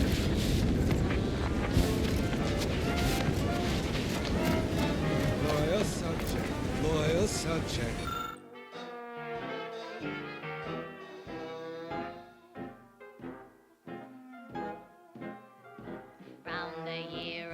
La la la! No, wait. I don't need refreshment. Yep, that's me. Refreshed like a really refreshed. The blast knocked off the miner's clock, but exposed the mother alone. Accidents happen, it's part of the job. Hats off to our workers who lose part on the job. Progress costs a normal way, sometimes even more. But that's what your auto dock discount for.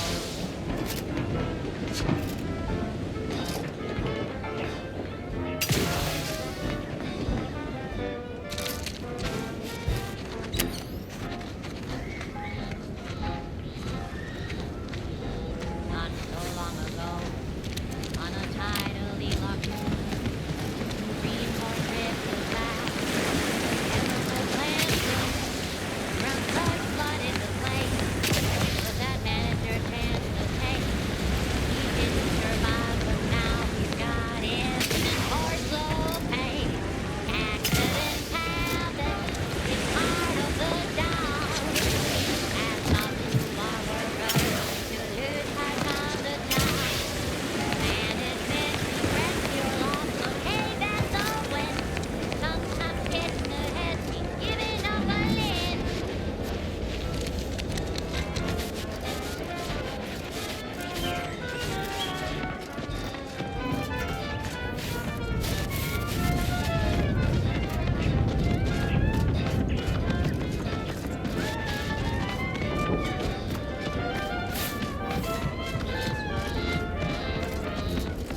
One recent fiscal year to kick workers into gear. And he asked for a new stem that keeps my crystal clear. Test subjects worked all day, but they shit out all their brains. Presenting liftoff laxative, hooray. Accidents happen, it's part of the job. Hats off to fly workers who lose parts on the job. Progress costs a normal way, sometimes even more. But that's what your auto dock discounts for. Accidents happen, it's part of the job. Hats off to our workers. Needs of base emotions.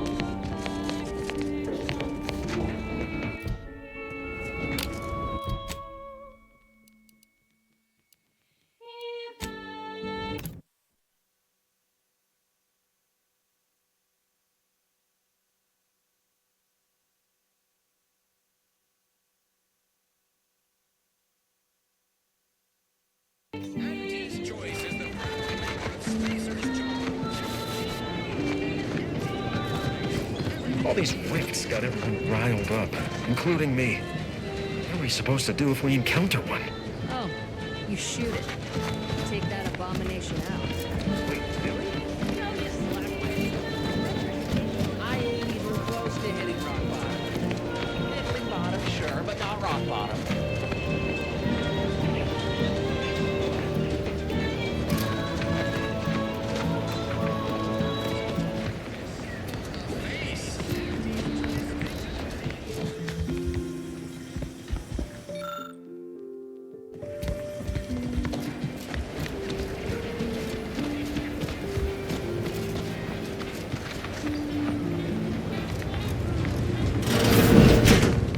Store this stuff? They must be storing something good in there. Yeah, guns, armor, probably some ammunition too. Honestly, can't pay that much of a mystery. You want freedom of choice. You want Auntie's choice. As determined, you're listening to Grand Plan Wireless. For transpiring events, philosophical profundities, informed insight into the future, music.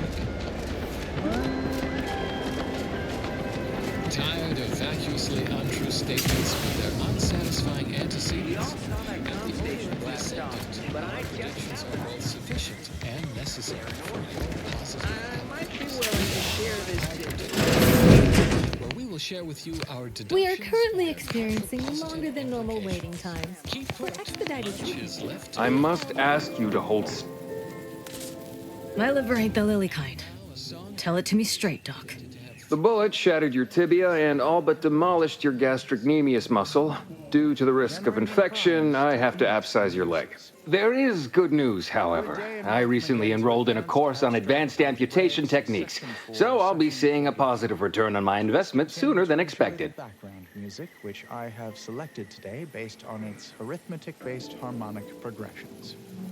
My name is Edmund Vandersmythe, and I am the senior tenured laureate of the Tertiary Adjunct School of Numismatics for the Order of the Ascendant. Today's Oh, lecture will I'm focus sorry. on the You generation must be my replacement, since you're so clearly qualified to do my job. I know. Prime numbers? Why so simplistic? Well, consider this a basic refresher course in remedial numismatics for those new to the Order. I will start by explaining what a prime number is, despite the fact that you should have learned that definition decades ago, while still in diapers. But no matter. I have been called many things, and repetitious is one of them. I am not required to answer that. Say, how sore are my pockets gonna be after all this, Doc? Don't suppose there's a discount for only taking a portion of the leg? I'm not running a charity. If you desire full treatment, you'll pay full cost. If that's a problem, seek compensation from your commanding officer. Prime is any number in the set N2 that is not itself a product of two other numbers in the set N2. A simple definition. Elegant, even uplifting, almost ascendant, you could say, but not redundant. Side note, I am frequently asked, why isn't 1 a prime number since nothing can divide it other than itself? And the answer is simple, you silly lay person. Because with such an inclusion to the definition of a prime Well then, she should have thought about that before getting shot. This is a mighty big decision, Doc. Can I have a moment to noodle on it? What good are prime I don't encourage delays, but very well. It'll take a few minutes for me to warm up the saw anyway. Number theory applications, and that should and would be sufficient reason to want them. But there are also, how should I say, practical applications, such as maintaining the security of bit cartridges. In fact, our archive uses prior... At the moment, yes, it's only medical, Doctor. We also have Dr. Tinsley, but let's just say she's in a different discipline altogether. I'm on my own then, more or less. In case it isn't apparent, I'm having what might be called a day. A whole platoon of soldiers decided to get themselves all shot up defending the forward operating base. And then there's Erickson. Something happened with a drone. I don't know. You'd be better off speaking with him about it. A sum of 2 primes? It seems to be so. But no one has ever proven this conjecture. Similarly, Are there an infinite number of prime pairs that differ by only 2 in their value? Short of you skipping back in time and ordering the coagulant I need, I doubt anything can be done to accelerate the timetable for treating these soldiers. These proofs and become the next senior tenured laureate of the tertiary adjunct school. I can barely get the damn thing to produce antiseptic, so I sincerely doubt it. But if you've the training to work such a machine, you're welcome to try. Now, was there anything else? And good day. Pharmaceuticals, bandages, tinctures. It's all here. And now, constructually compelling yet categorically veracious statements regarding products researched and designed to increase energy, efficiency, creativity, and focus. Leftover spratwurst, wilted lettuce, spoiled mayonnaise? Don't eat yesterday's sandwich. Instead, enjoy Cultured Banquet, a 100% fabricated meal.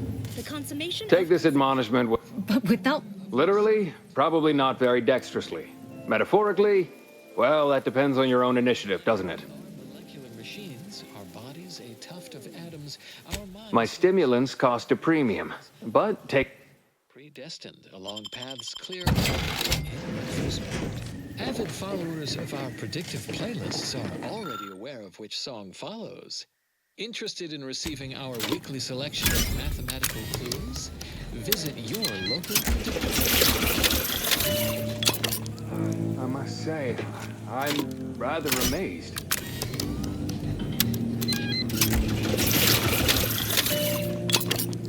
I must say...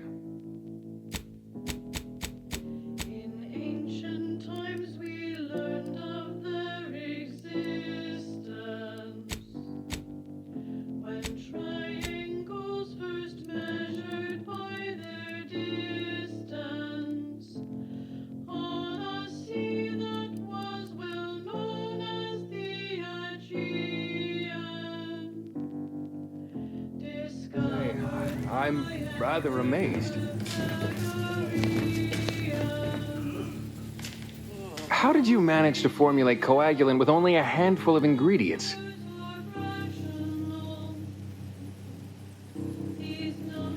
Oh. Well, yes, obviously that was going to be the next thing I tried. In any case, I hate being in debt to anyone, so here, something for your trouble.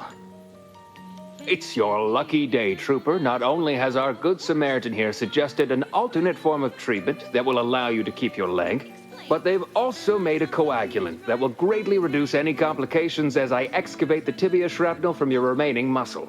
That still sounds kind of painful. I'm going to administer a localized anesthetic. You'll hardly feel a thing. Now, if you don't like needles, I'd advise you to look away.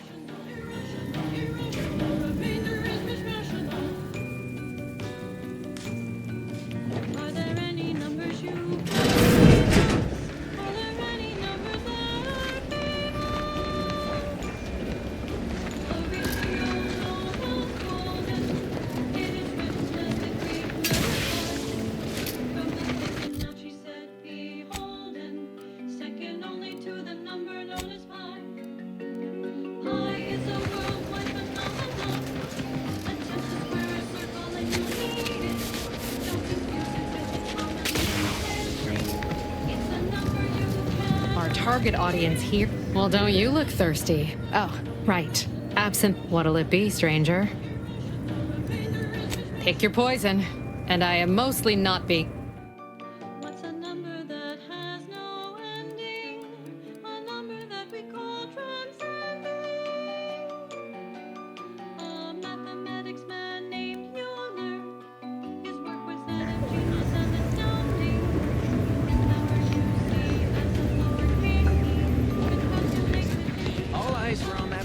Station when it launched off-world. It would have made the perfect product built.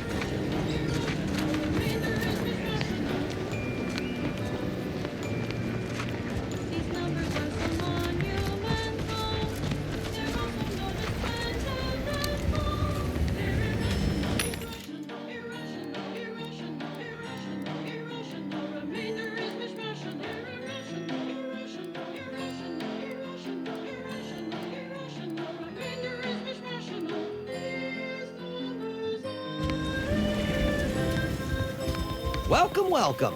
See anything you like? How can I improve your day the Auntie's way?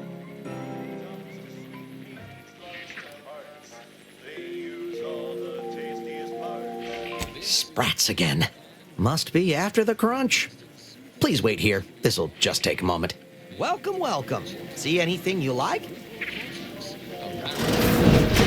Until we achieve ascension.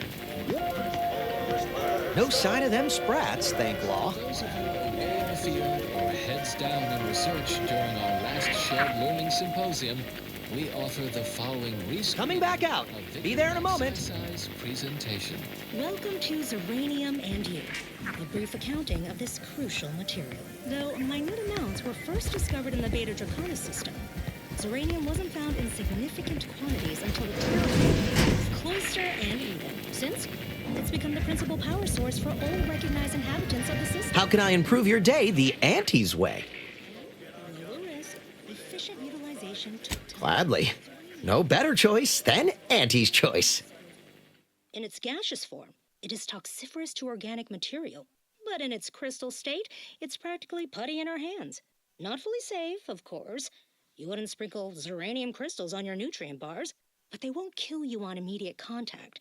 Certainly more harvestable in our Zeranium manufactory. Imagine years of jeopardous methodological experiments with extraction, refinement, and processing, from the harvesting of liquid Zeranium to grinding of crystals for higher yields.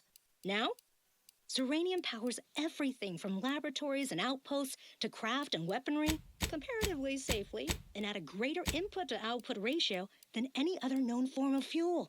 In closing, a potentially incongruent word of advice. Invariably find a way to turn your negatives into positives.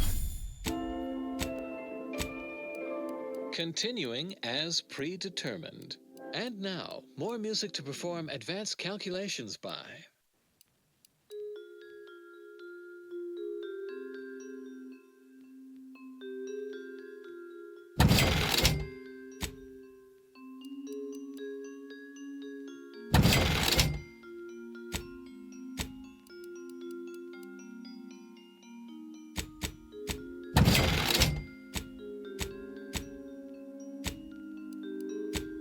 Can't have our fearless leader firing on empty. Let's get to crafting.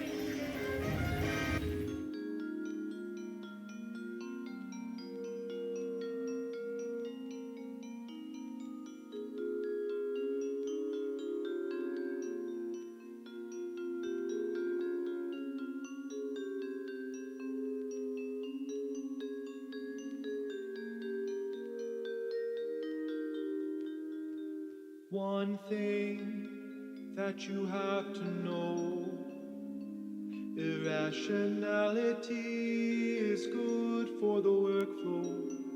How can that be? How can that be? Infinite, a measure of mystery, unveils the key to logic's asymmetry. How can that be? How can that be? Irrational.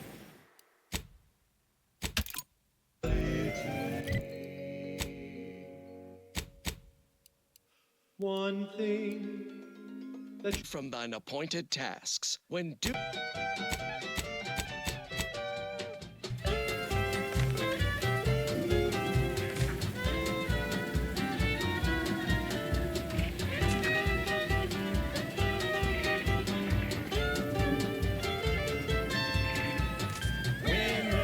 That's you and there's no doubt. Faster! Gonna keep you down and out. We say sweet success can be the best revenge. Raise your spirits high with liquid confidence.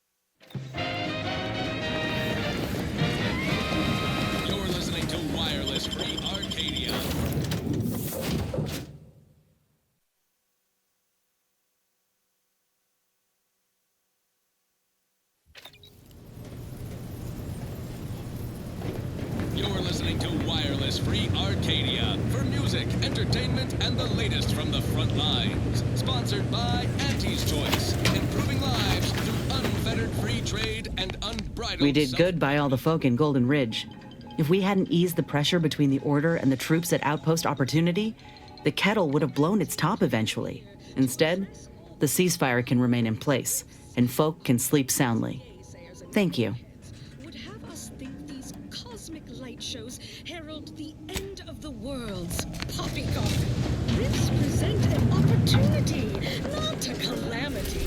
Once someone irons out their reality-rending downside, we'll be left with nothing but upside. I have full confidence that our lab coats in experimental operations will innovate a profitable use for them. Rifts could be leveraged in negotiations or to gatekeep trade routes. Potential. Seriously, think of it. That's your job, VPs. Auntie's job is to keep you motivated. The threat of extinction is the mother of invention, after all. To other things. This is one of my favorites, though admittedly I'm far from discerning. I'm looking for a meal that doesn't leave me feeling hollow. Don't want to do no cooking, all I want to do is swallow. Hey, here's a fancy can. Wow, it's a real beauty. Let's see what's inside and get back to our duty. Worst, oh worst, worst, it's not the worst unless it's worst, worst, oh worst, grab a can today. Tongues to sweetmeats, lungs to hearts, they use all the tastiest parts. Ears to hocks and rears to tits, efficient means we make more bits. Worst, oh worst, it's not the worst unless it's worst, oh worst, grab a can today.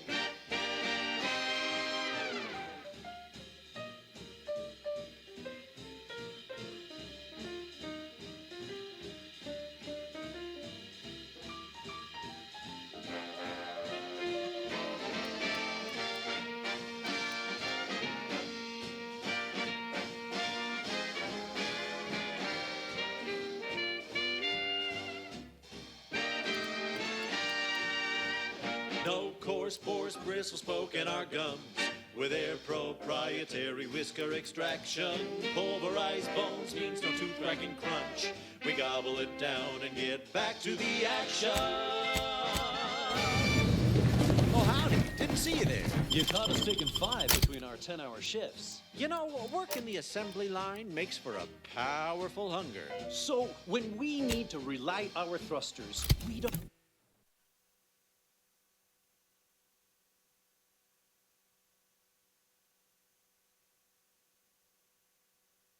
Don't waste time slow roasting some fancy holy cow fillet mignon. No, sir. We crack open a room temp tin of Wurst. That's right. Nothing like instant, soft serving of farrow pork paste to boost productivity to full burn in those small hours. All right, enough yapping. Time is bits. Back to the factory floor. Snout to tail, it's all included. It ain't the worst till it's extruded. From factory vats into my tummy. Who knew meat paste could taste so yummy?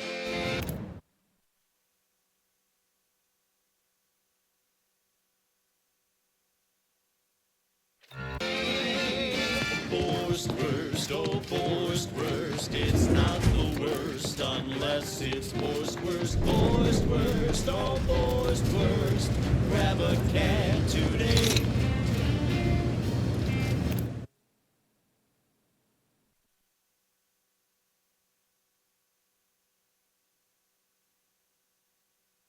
And now, a word from our sponsors. Say, hold up there, friend. What?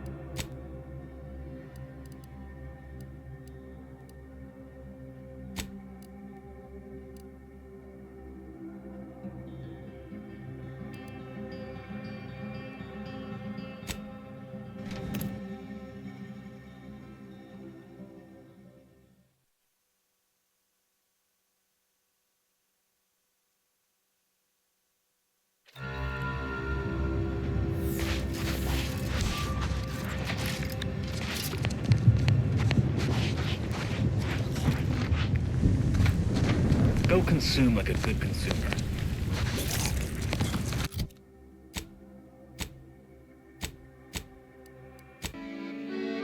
They say money buys happiness. Work extra shifts, you can sleep later. We've got the goods to make you better than nature. Auntie is the best choice. Bringing betterment to keep us content. Auntie is the best choice. No product testing to do means cheaper prices for you. Auntie is the best choice.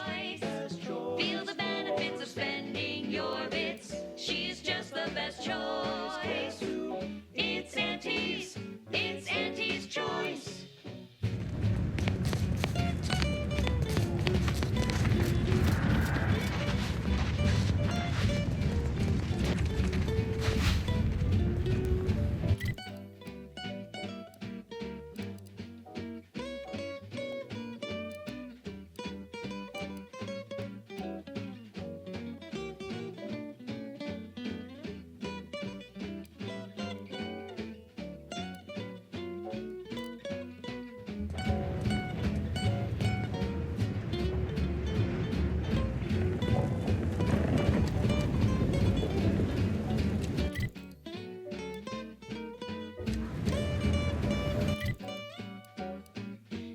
Try, never settle for less. It's true what they say, money buys happiness. Work extra shifts, you can sleep later. We've got the goods to make you better than nature. Auntie is the best choice. Bringing betterment to keep us content. Auntie is the best choice. No product testing to do. Auntie is the best choice. Goodbye. Massey the 18th. Goodbye. Massey the 18th. It's Auntie's choice.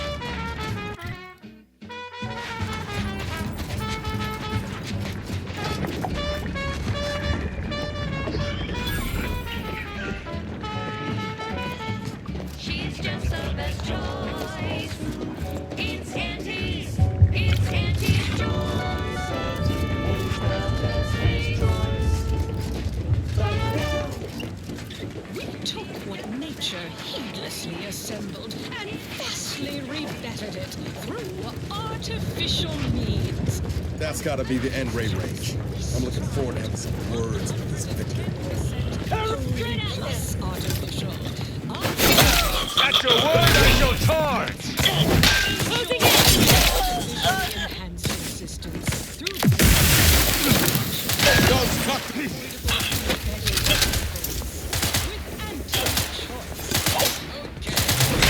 Business.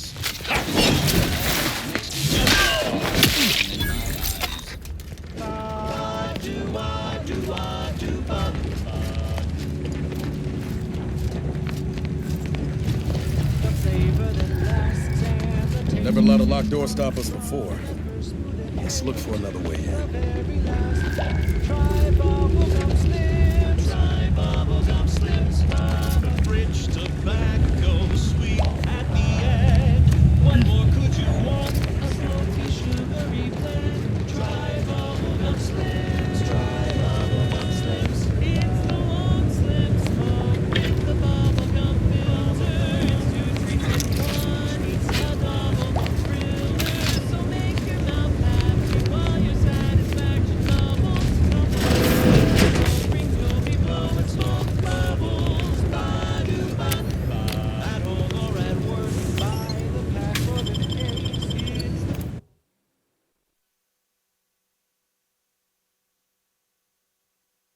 It's the bubbly perk that will pick up your pace. It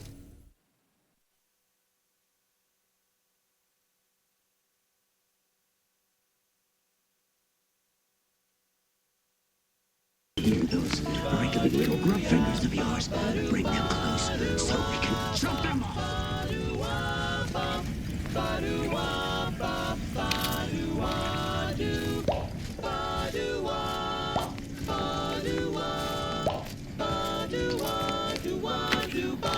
Oh, bubblegum, bubblegum, bubblegum, bubblegum, bubblegum,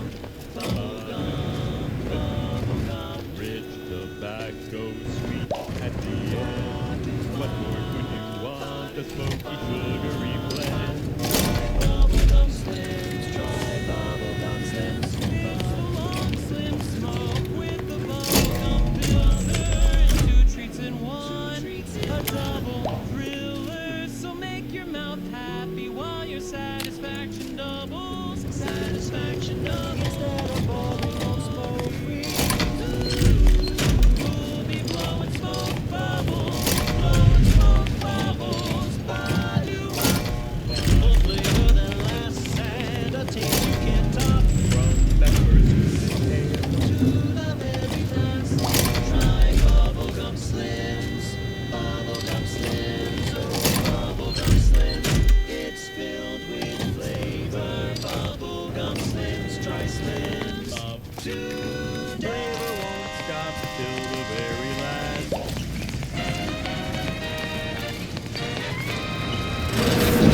Opportunity and runaway gumption, you'll hear wireless free Arcadia. 0.36 cubed divided by the standard rate of fluid flow, and then you multiply by, is it 30 or,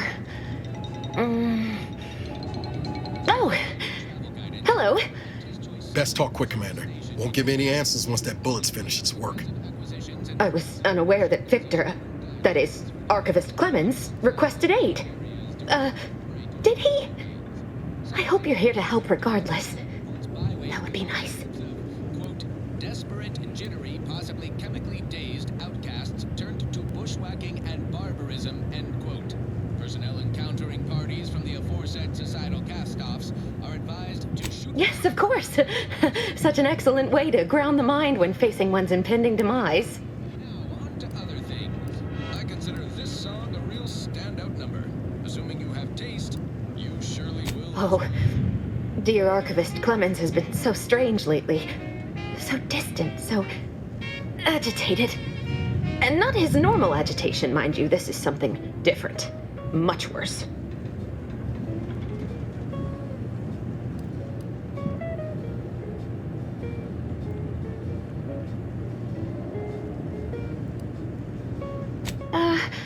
He's like a wire stretched beyond its breaking point. Never a harsh word to anyone, but being in his presence, well, it's as if his stress is infectious. Best not to push him. He's deeper in the facility, working on something he deemed to be of the utmost importance. Either he is still below, continuing said work, or he is quite dead. And with all those cultists gallivanting about, I don't fancy his odds.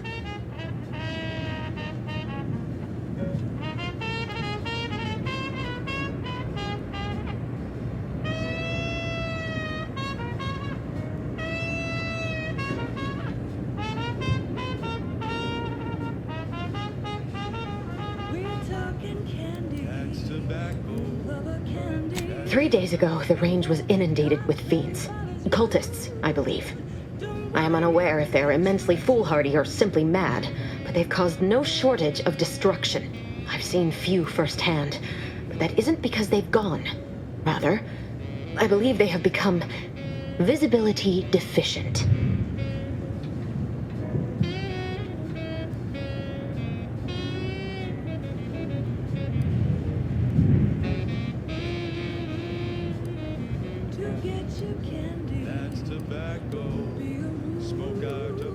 These cultists broke in from above and immediately set about damaging what they could.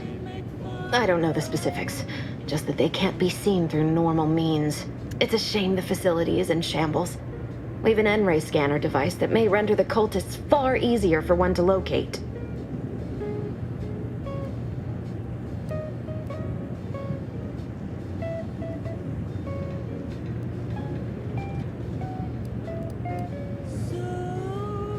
The scanner is an optical device designed to detect electrical signals and the N-rays given off by all living beings.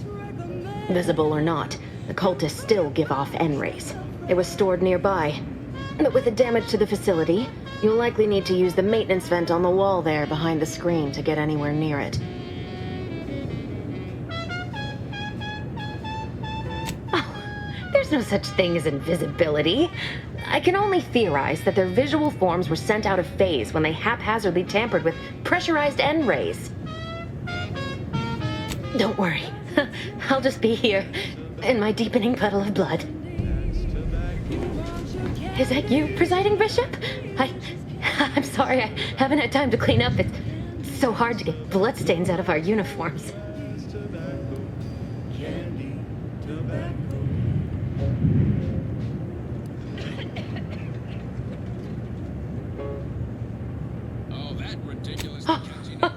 Architect's mercy, thank you. It is so much easier to be polite when I needn't fear all of my bones sliding out of my body.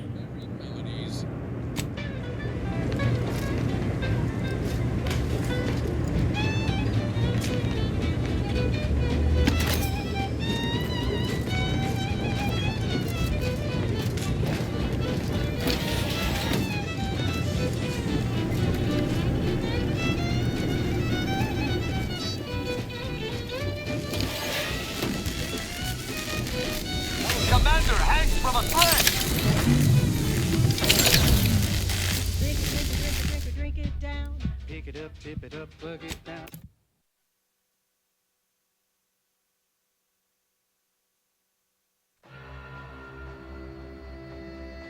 She's just the best choice.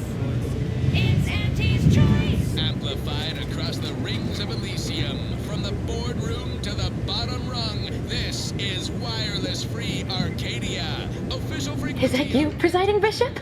I'm sorry, I haven't had time to clean up. It's... Oh, Architect's mercy, thank you. It is so much easier to be polite when I needn't fear. Pestilence and nasty biting insects. What does nature know? Auntie knows best. Choose Auntie's choice. Now onward and onward.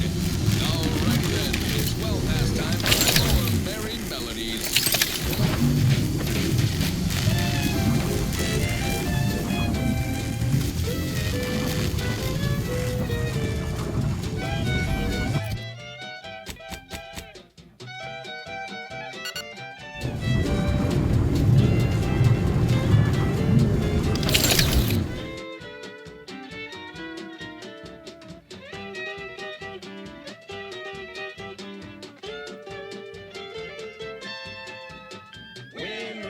That's you and there's no doubt. Faster! Gonna keep you down and out. We say sweet success can be the best revenge. Rage's fear is high with liquid confidence. You know you're shooting through the sky. You know it's not real. Keep your blood within, Commander! Gee whiz, that's her juicy.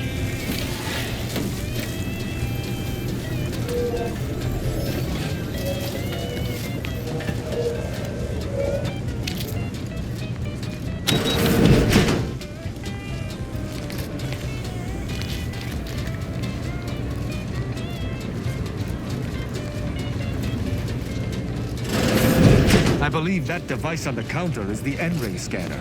Let us hope this is not one of the Order's unstable prototypes.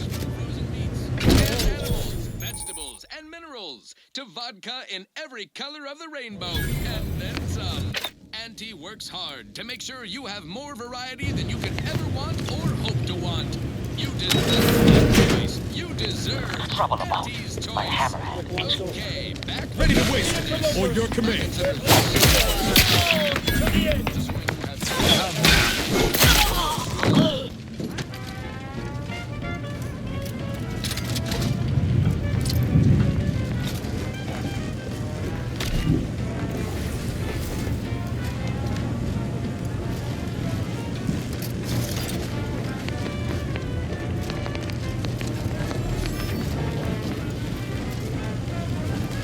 Are you stuck on the ground? Impractical and got you down. Well, trust anti-chemical purge is for better than natural cures. Oh, live long, fly free. No longer does my packed intestine dictate where I have to be. Oh, live long, take wing. Don't flounder at the bottom. Be a raptor in the slipstream.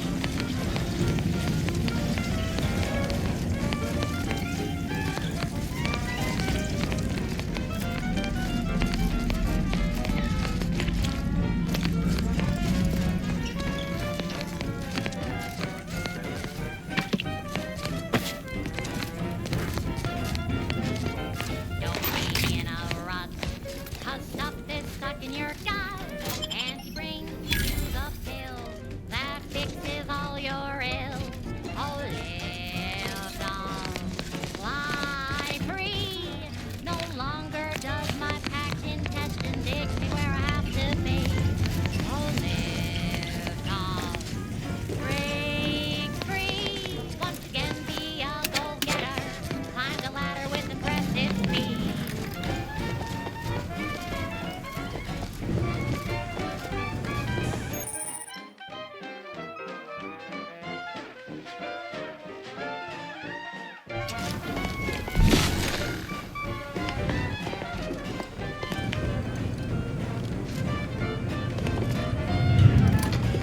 Are you stuck on the ground? Impacted colon got you down. Well, trust anti-chemical purge far better than natural cures. Oh, live long, fly free. No longer does my packed intestine dictate where I have to be. Oh, live long, take wing. Don't flounder at the bottom. Be a raptor in the slipstream.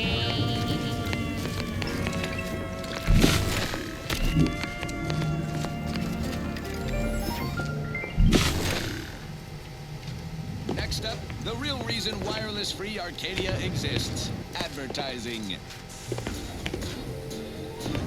Our Iffy Jiffy mail order division informs it is now offering the Pan-Pharmacon 5 walk-in industrial microwave.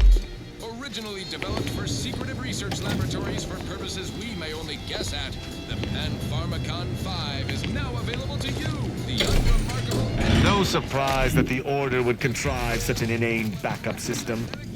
I hope we needn't solve a mathematical proof if one of us need visit the restroom. You've opened the way forward. Very good work. Not recommended for longer than 1 second at a time. Not responsible for temporary or permanent damage to eyes, teeth, skin, or general lifespan. Ask your doctor if a walk-in... This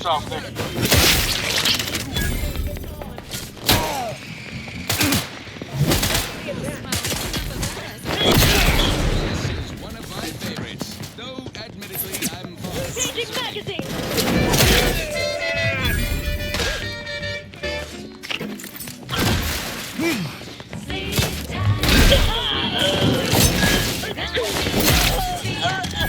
I am loath to admit I require With the void, you leave at once. You have my thanks and my hammer. Whooping Fist. Childhood doubt. A Adult rickets. Dysentery. Wings of moon. Bloody flux. Decrepitude. Night terrors. Mania. Day terrors. Melancholy. Sleep tight with sweet dreams. You're gonna be unconscious beyond any means. Wanna be so sleepy, just drive until it's easy.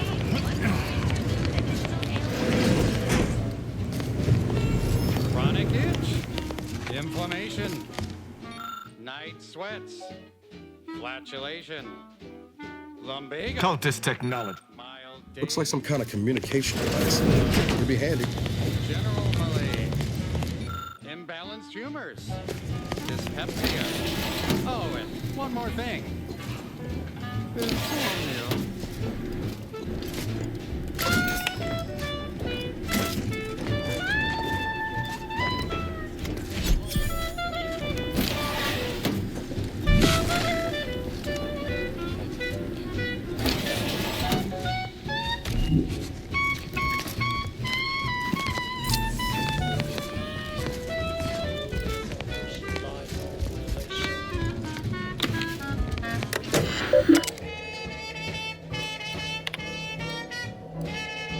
Victor, I fully understand the importance of your work.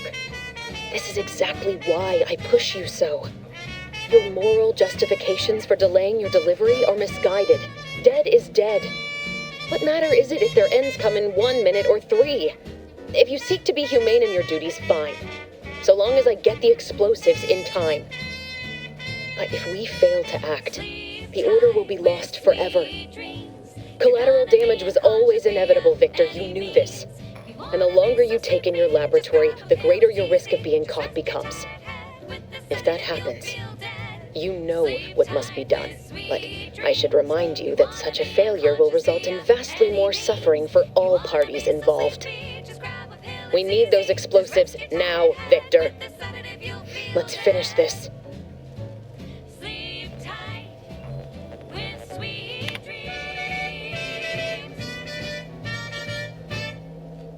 Victor, I fully understand the importance of your work. This is exactly why I push you so. Your moral justifications for delaying your delivery are misguided. Dead is dead. What matter is it if their ends come in 1 minute or 3? If you seek to be humane in your duties, fine. So long as I get the explosives in time. But if we fail to act, the order will be lost forever. Collateral damage was always inevitable, Victor. You knew this. And the longer you take in your laboratory, the greater your risk of being caught becomes. If that happens, you know what must be done. But I should remind you that such a failure will result in vastly more suffering for all parties involved. We need those explosives now, Victor. Let's finish this. All the livelong day, cutting deals, driving profits. And the Protectorate's console has been the life of their joyless shindig lately. Quite the go-getter. He's supposed to be the Sovereign's top VP. His muscle seems highly involved in their whole totalitarian operation. The Sentinels, their secret police, reportedly answered to him. Makes you wonder if the console is really running the show. Who knows? We have all the jigsaw pieces, but no puzzle. When we do suss out the real story, you will be the first to know.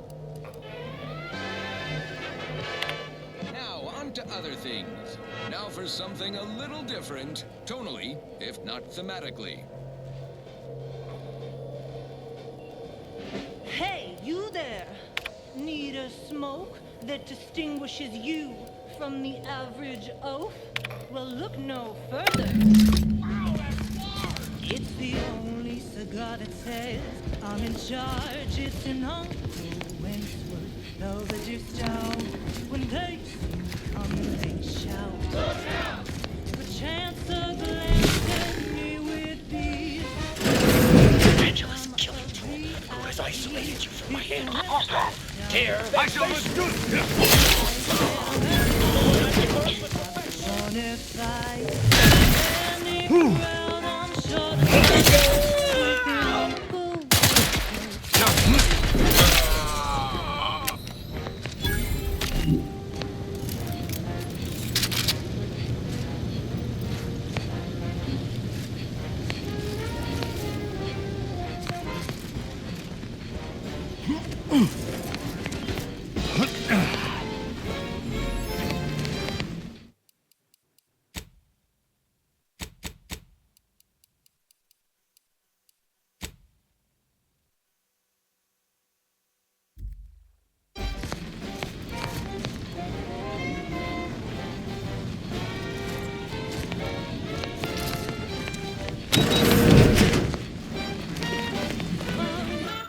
Size says you're who's who, and the smell is just as impressive too. Anything smaller is for nincompoops. These belvederes ain't your grandma's shoes. Their Wentworth styles, nothing else will do.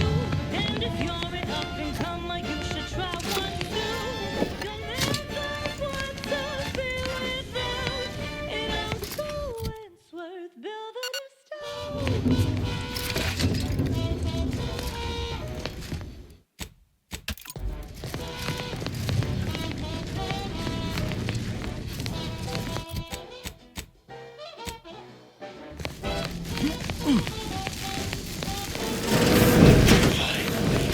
The odds will be low.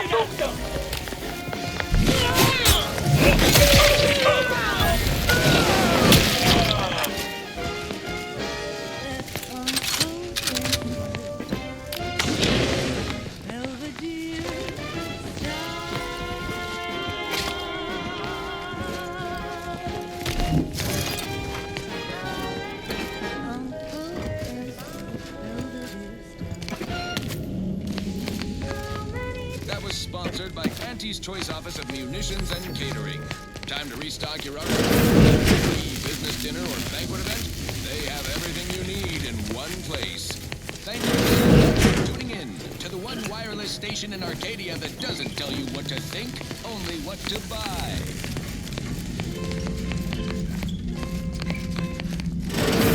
Look at the sad little scrat in his corrugated metal cage. Why don't you unlock? I'm coming for you.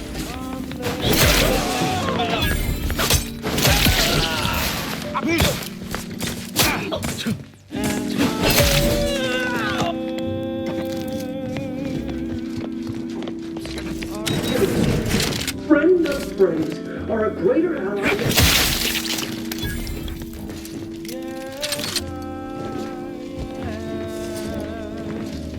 The uncomplicated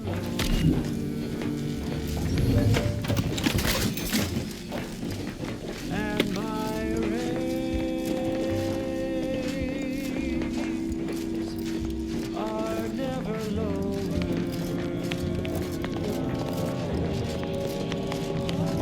If there's a cause you can't complete, or your angels won't quite meet, I can lend you all the bits you'll ever need.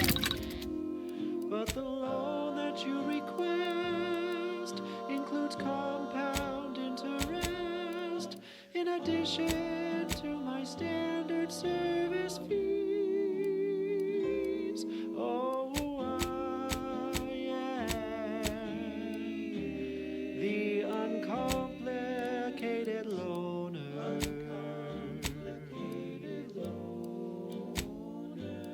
And my rates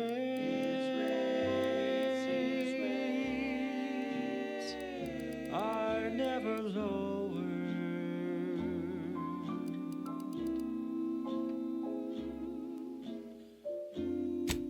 Oh, I am known through all Arcadia as the uncomplicated loner.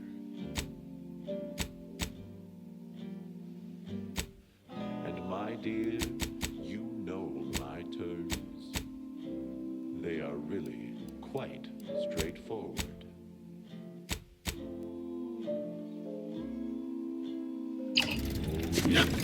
Everybody knows that I am indeed the uncomplicated loner.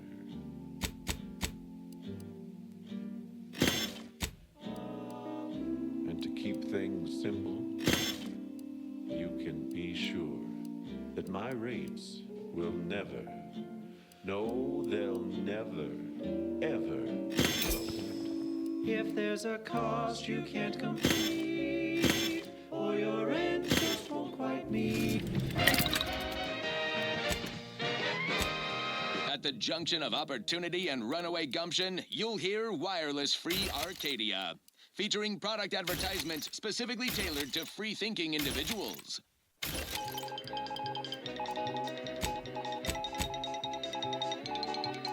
Valued underlings, your Auntie Cleo needs to spark some combustion under a few listless posteriors. Listen in dreadful anticipation to my latest demotions report, starting with Aster Fiskwich, senior copywriter in invasive marketing, whose sloganeering was a bit too Tau-Ceti for the vibrant Arcadian market. You've gone stale, Aster. We can't exactly skip drive you back home, so you're demoted to Assistant VP of Vending Stock. Let's see if you can keep the Sprat crisps fresher than your advertising copy. Next, Russell Crocker in Morale Management. Dress codes for everyone's benefit, Russ.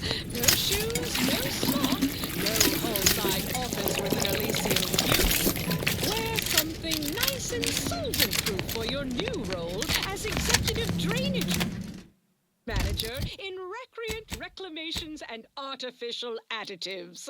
Remember, dress for the job you have, Russ. And just to show there's no position too microscopic for Auntie's management, I'd like to highlight Assistant Waste Disposal Officer Canal, and enriching content for your cerebral cortex around the chronometer until we achieve ascension. For those of you away in the field or heads down in research during our last shared learning symposium, we offer the following rescreening of Vicar Magsaysay's presentation. Welcome to Zeranium and You, a brief accounting of this crucial material. Though minute amounts were first discovered in the Beta Draconis system, Zeranium wasn't found in significant quantities until the terraforming of Cloister and Eden, since it's become the principal power source for all recognized inhabitants of the system. But it's not without its dangers, and lower risk, efficient utilization took time. Zeranium in its liquid state is volatile and explosive. In its gaseous form, it is toxiferous to organic material. But in its crystal state, it's practically... Victor, I fully understand the importance of your work. This is dead is dead. But if we and alone, but they won't kill you on immediate contact. Certainly more harvestable in our Zeranium manufactory. Imagine years of jeopardous methodological experiments with extraction, refinement, and processing, from harvesting of liquid Zeranium to grinding of crystals for higher yields. Now, Zeranium powers everything from laboratories and outposts to craft and weaponry comparatively safely and at a greater input-to-output ratio than any other known form of fuel. That is all for now. Until next time, keep hail and mind your calculations. Unlike parallel lines.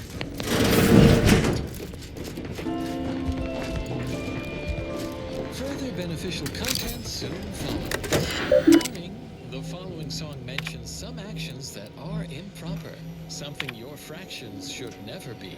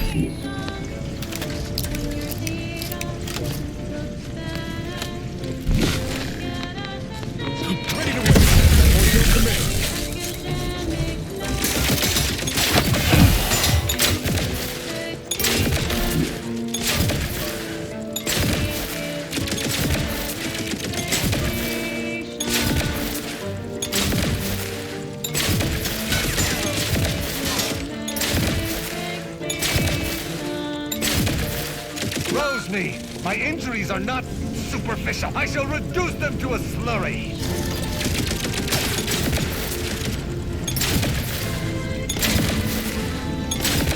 To battle!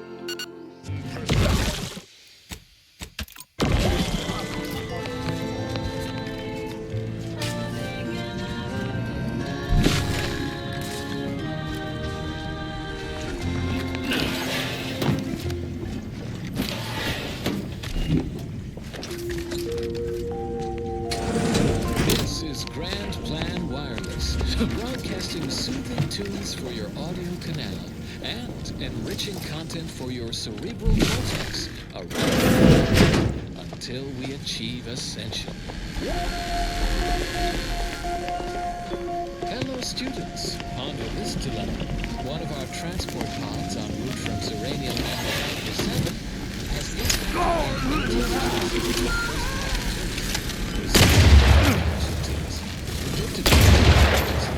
blame us for this tragic event, despite our verifiable innocence.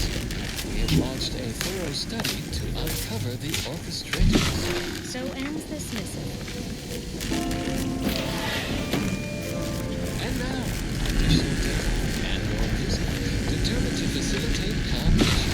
This popular number has been conclusively proven to promote cognitive function.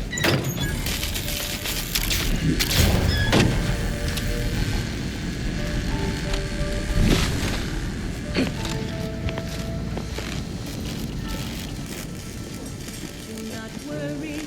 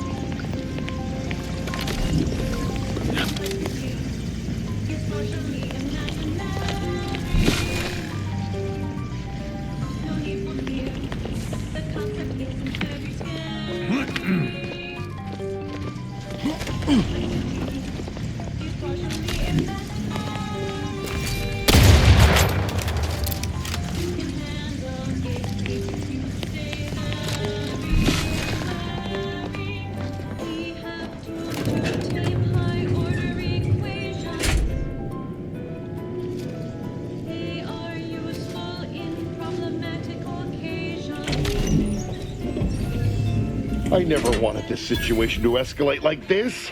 You must understand. But now, all that I wanted is cast to the wind. There is but one option left to me. To save Arcadia, to ensure the future, we must both die. No need for fear. The concept isn't very scary.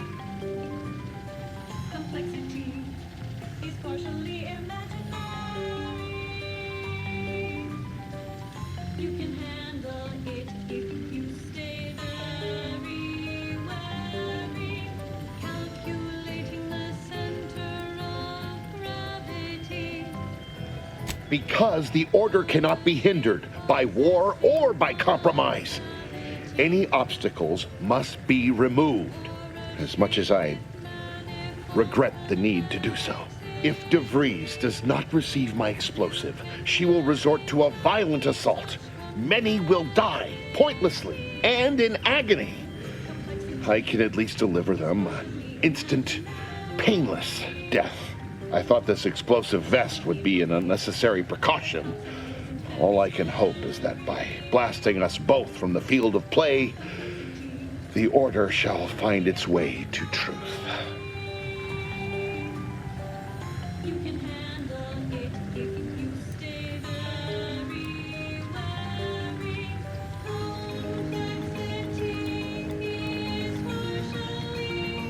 Want has nothing to do with it. I have very specific instructions on how to proceed in the face of contingencies such as yourself. And you cannot possibly understand whether I am or am not capable of martyrdom. You do not know my depth of character. It's researched and designed to increase energy, efficiency, creativity, and focus. Above-average scienticians acknowledge the value of Cantor dust. The uncountably best salt substitute from the Order of the Ascendant. At the end of all things, my decisions were predestined. I am not at liberty to divulge the reasoning behind my actions. You're not with the Order. You cannot understand why this would be. Could I explain, the words would be lost on you.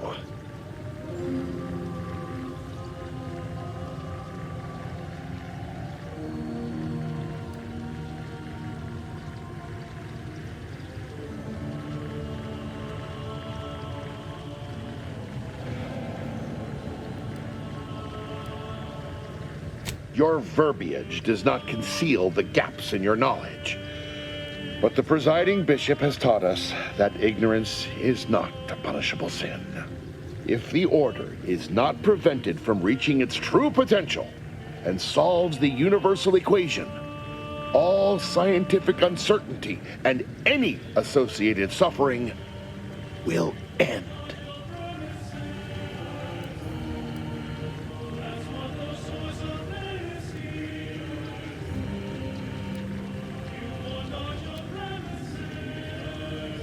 If what you say is true, then you have my tentative thanks.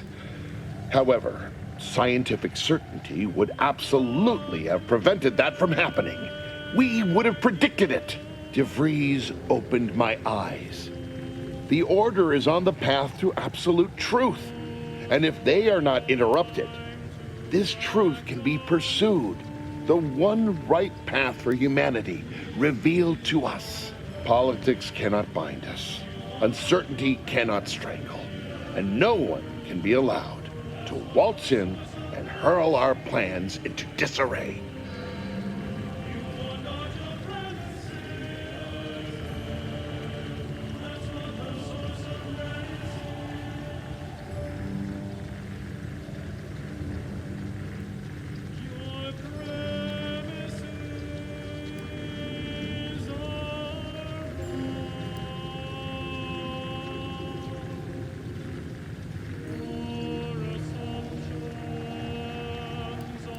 What? How do you not understand the present situation? What coward would strap an explosive device to himself?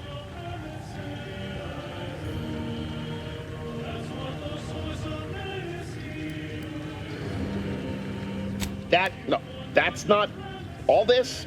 Helping DeVries, completing the work on my explosives is important.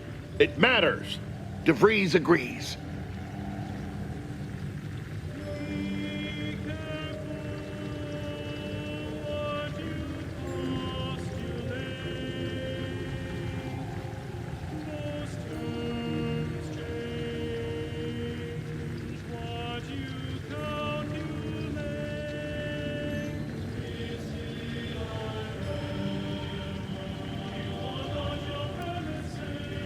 I don't want to admit it. As we've spoken, I've fought harder and harder to justify what we're doing. But you're right. I can't fight you any longer. I still believe there are acceptable risks, acceptable losses. But all of this is beyond acceptable.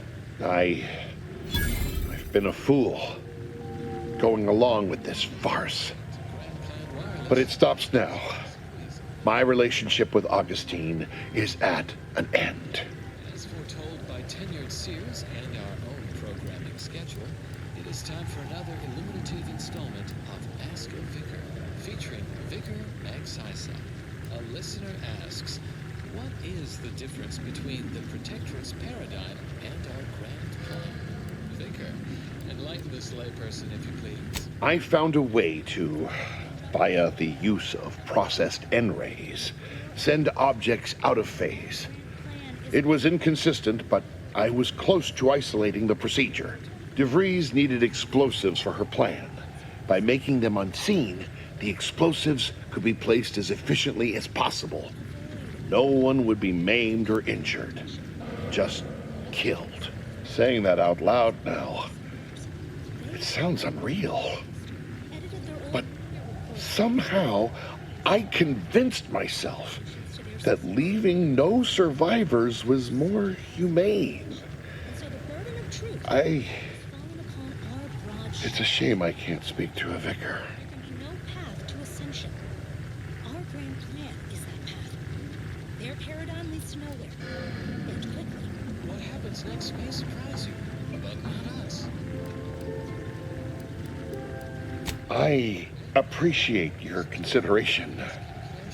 Things could have been very different had your cooler head not prevailed.